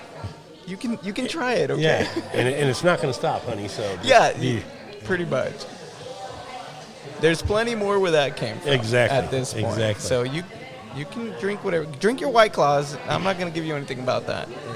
Okay, so if people are coming to visit El Paso, passing through and they're just going to stay here for a night because they're going on to somewhere else, or they're moving to El Paso. Cigar bars, you said you have a few around here that you really enjoy. Yes. And then give me some of your other, obviously Silo Bar that we love. Silo is fantastic. Yeah, but there's got to be a couple others that maybe they're not staying right here or they got family on the east side or whatever.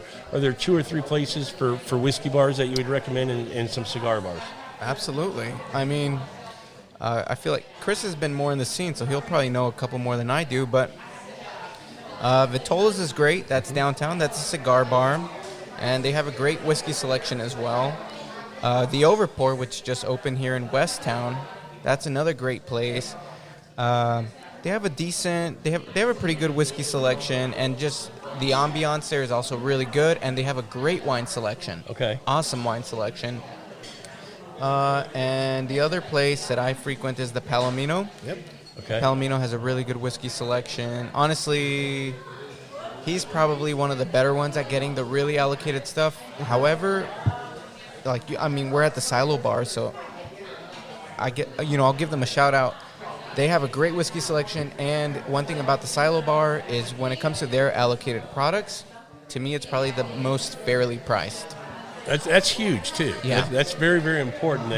They're not going to gouge you on something just because it's BTAC or it's Warehouse C.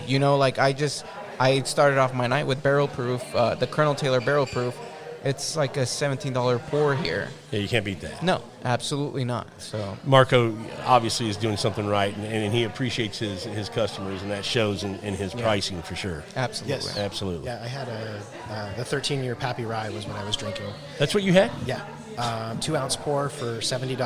Wow. So Can't I don't beat find that offensive. No, that's great. Not at all. Not at all. Any other Vitola's places, Chris? What's that? I said any other places? No, you named my go-to places. Oh, okay. Palomino, Vitola's, Overpour here at Silo. Those are my go-tos. You also, I know we're talking about whiskey, but, when it comes to craft beer, too, you go to, I've to seen it Aurelia's so many a lot. times. Aurelia's. Yeah. There's a place here. They brew their own stuff here, right? Yeah, so. Yeah, we have some great breweries here. What about wine bars? How is wine? I know you're getting into it. Are you into wine at all, Chris? I've been to a few tastings. I'm getting into it. Okay. My friend Richard is really into it. Also Hank Herman.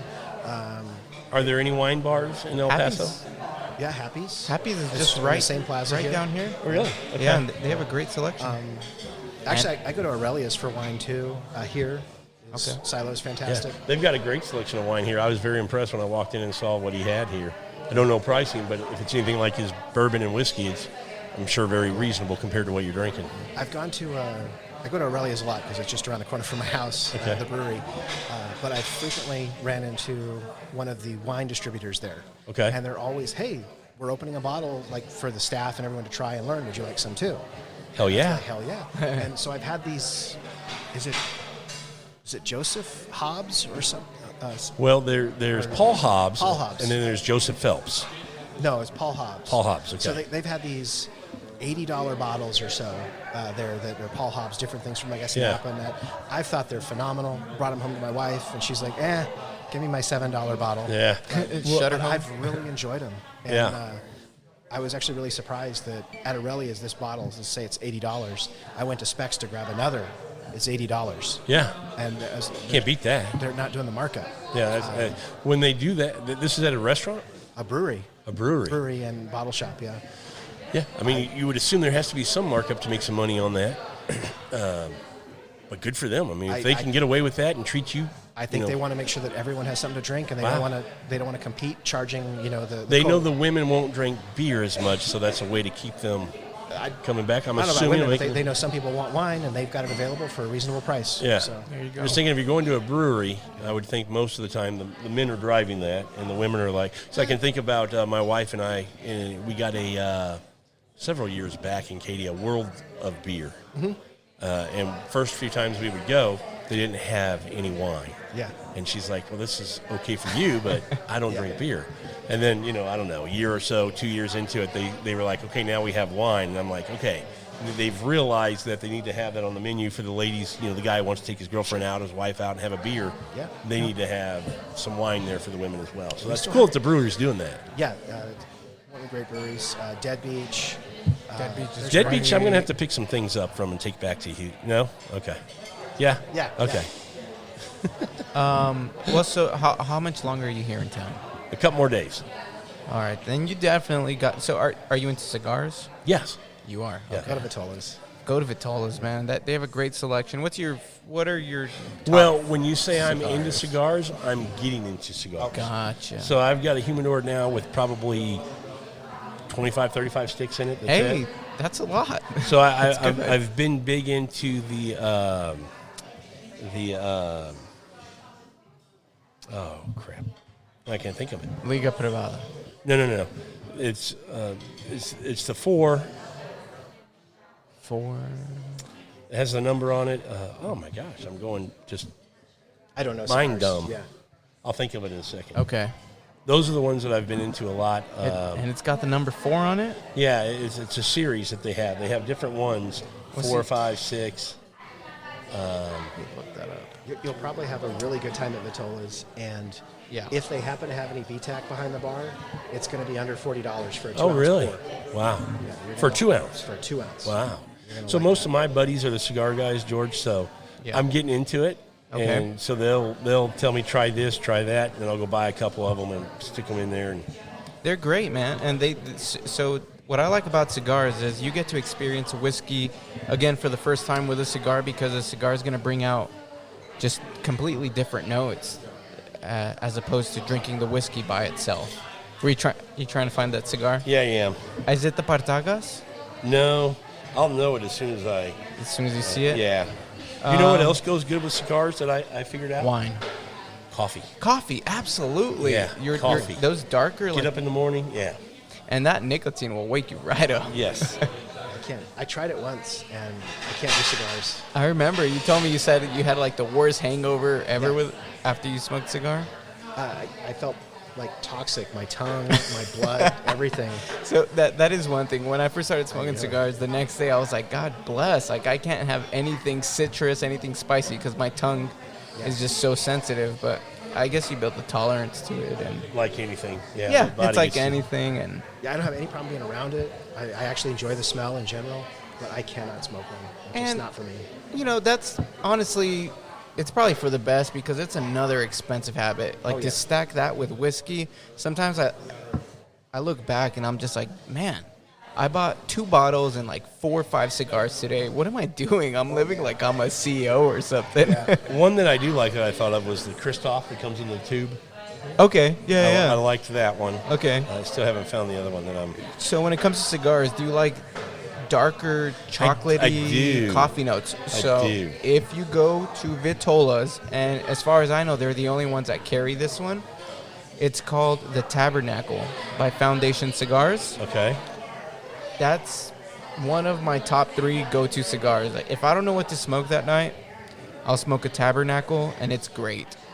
It pairs well with just most things, especially with coffee. Okay. And so tightly wound, or not so tight, The get a good draw on it. The draw is pretty good. It's very chocolatey, very earthy. It sounds gross when I say it, but it makes sense. It's got like a sweet manure. Okay. I it. like that. When we Yeah. talk about old world wine, so that's old barnyard kind of. There you go. Yeah. I don't even like cigars. I know exactly what you're talking about. I think it's great that you guys talk about like how tightly it's wrapped. That and matters. The draw. Yeah, the draw. That's you guys get it. So obviously my podcast, Food, Wine, and Whiskey, food places. You guys have some favorites in El Paso? I mean, obviously when we start talking about Mexican food, to me, moving away from here, coming back, it's always the best Mexican food in the state. For the cities I've been to, there might be some places I haven't been that has it great as well, but for where I've been. Food. But it doesn't have to be Mexican. There's some hidden gems that you guys, some hole in the walls are kind of the places that I like to give plugs out to. A person, this is still Mexican, but a person mentioned to me, he said, if you want really good Mexican food, Su Casa down on Yandell downtown is a hole in the wall kind of a dive, but he said the food will absolutely blow you away. It is good. You've heard of it? Yeah. Okay. It's solid. So I'm going to try to not choose Mexican because I feel like those are the restaurants that most people will choose here. One that I really enjoy, and it's awesome, and I think you'll really like this about it, they let you bring your own bottle of wine to it. Love that. It's Cafe Italia. Okay, so an Italian place. It's mainly pizza, but they do have like some pasta dishes, and to me, it's the best pizza in El Paso. I'm glad you said that because it's on my list while I'm here to find a pizza joint because I'm getting ready to do a pizza podcast. It's the best pizza in El Paso, Cafe in my Italia. opinion. The Mesa yes. location or the new location? There's 2. Both are great to me. So the new location here, it's at the Canyons. Okay. It's a nicer, bigger location. The OG location, though, some people might be purists about it. It's off Mesa Street. They're both great, and like I said, I think it's like a $7 fee to bring your own bottle of wine. Corking fee, big Yeah, deal. that's fine, but I love that. I could bring my own bottle, and it's a great date place. And like I said, it's just the crust on that pizza, nothing to me compares to it. Okay, cool. I'm going to go.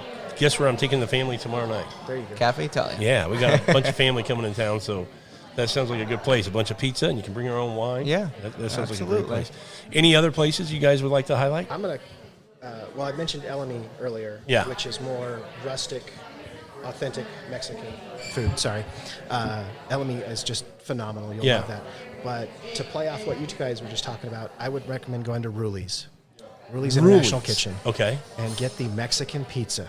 Oh, really? Yeah. Can you tell us toppings, or we need to just say go get it and you find out it's a surprise? There's refried beans, some taco meat. Okay. See, I was thinking chorizo and things like that.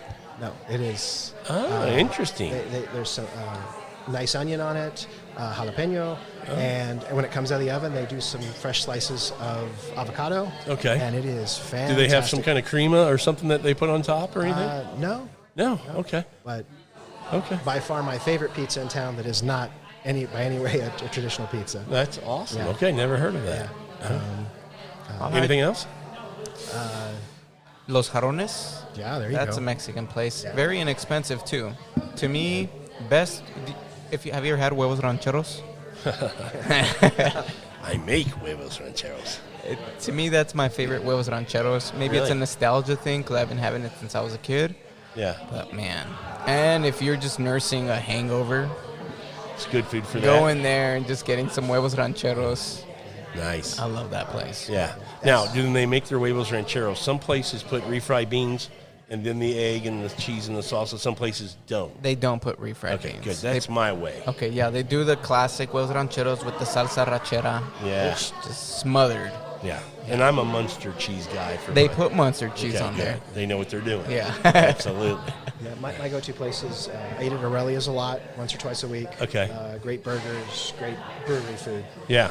Ripe Eatery. Okay. Ripe's good. Great salads. A little more, like I should say, healthier side. Okay. It's more gourmet. A little more gourmet. Yeah. Not pricey. Still under, that $10 to $20 per entree. Okay, price, so that's not reasonable. Crazy expensive. Yeah. Yeah. Ruli's and LME are my go-tos right Okay. now. Awesome.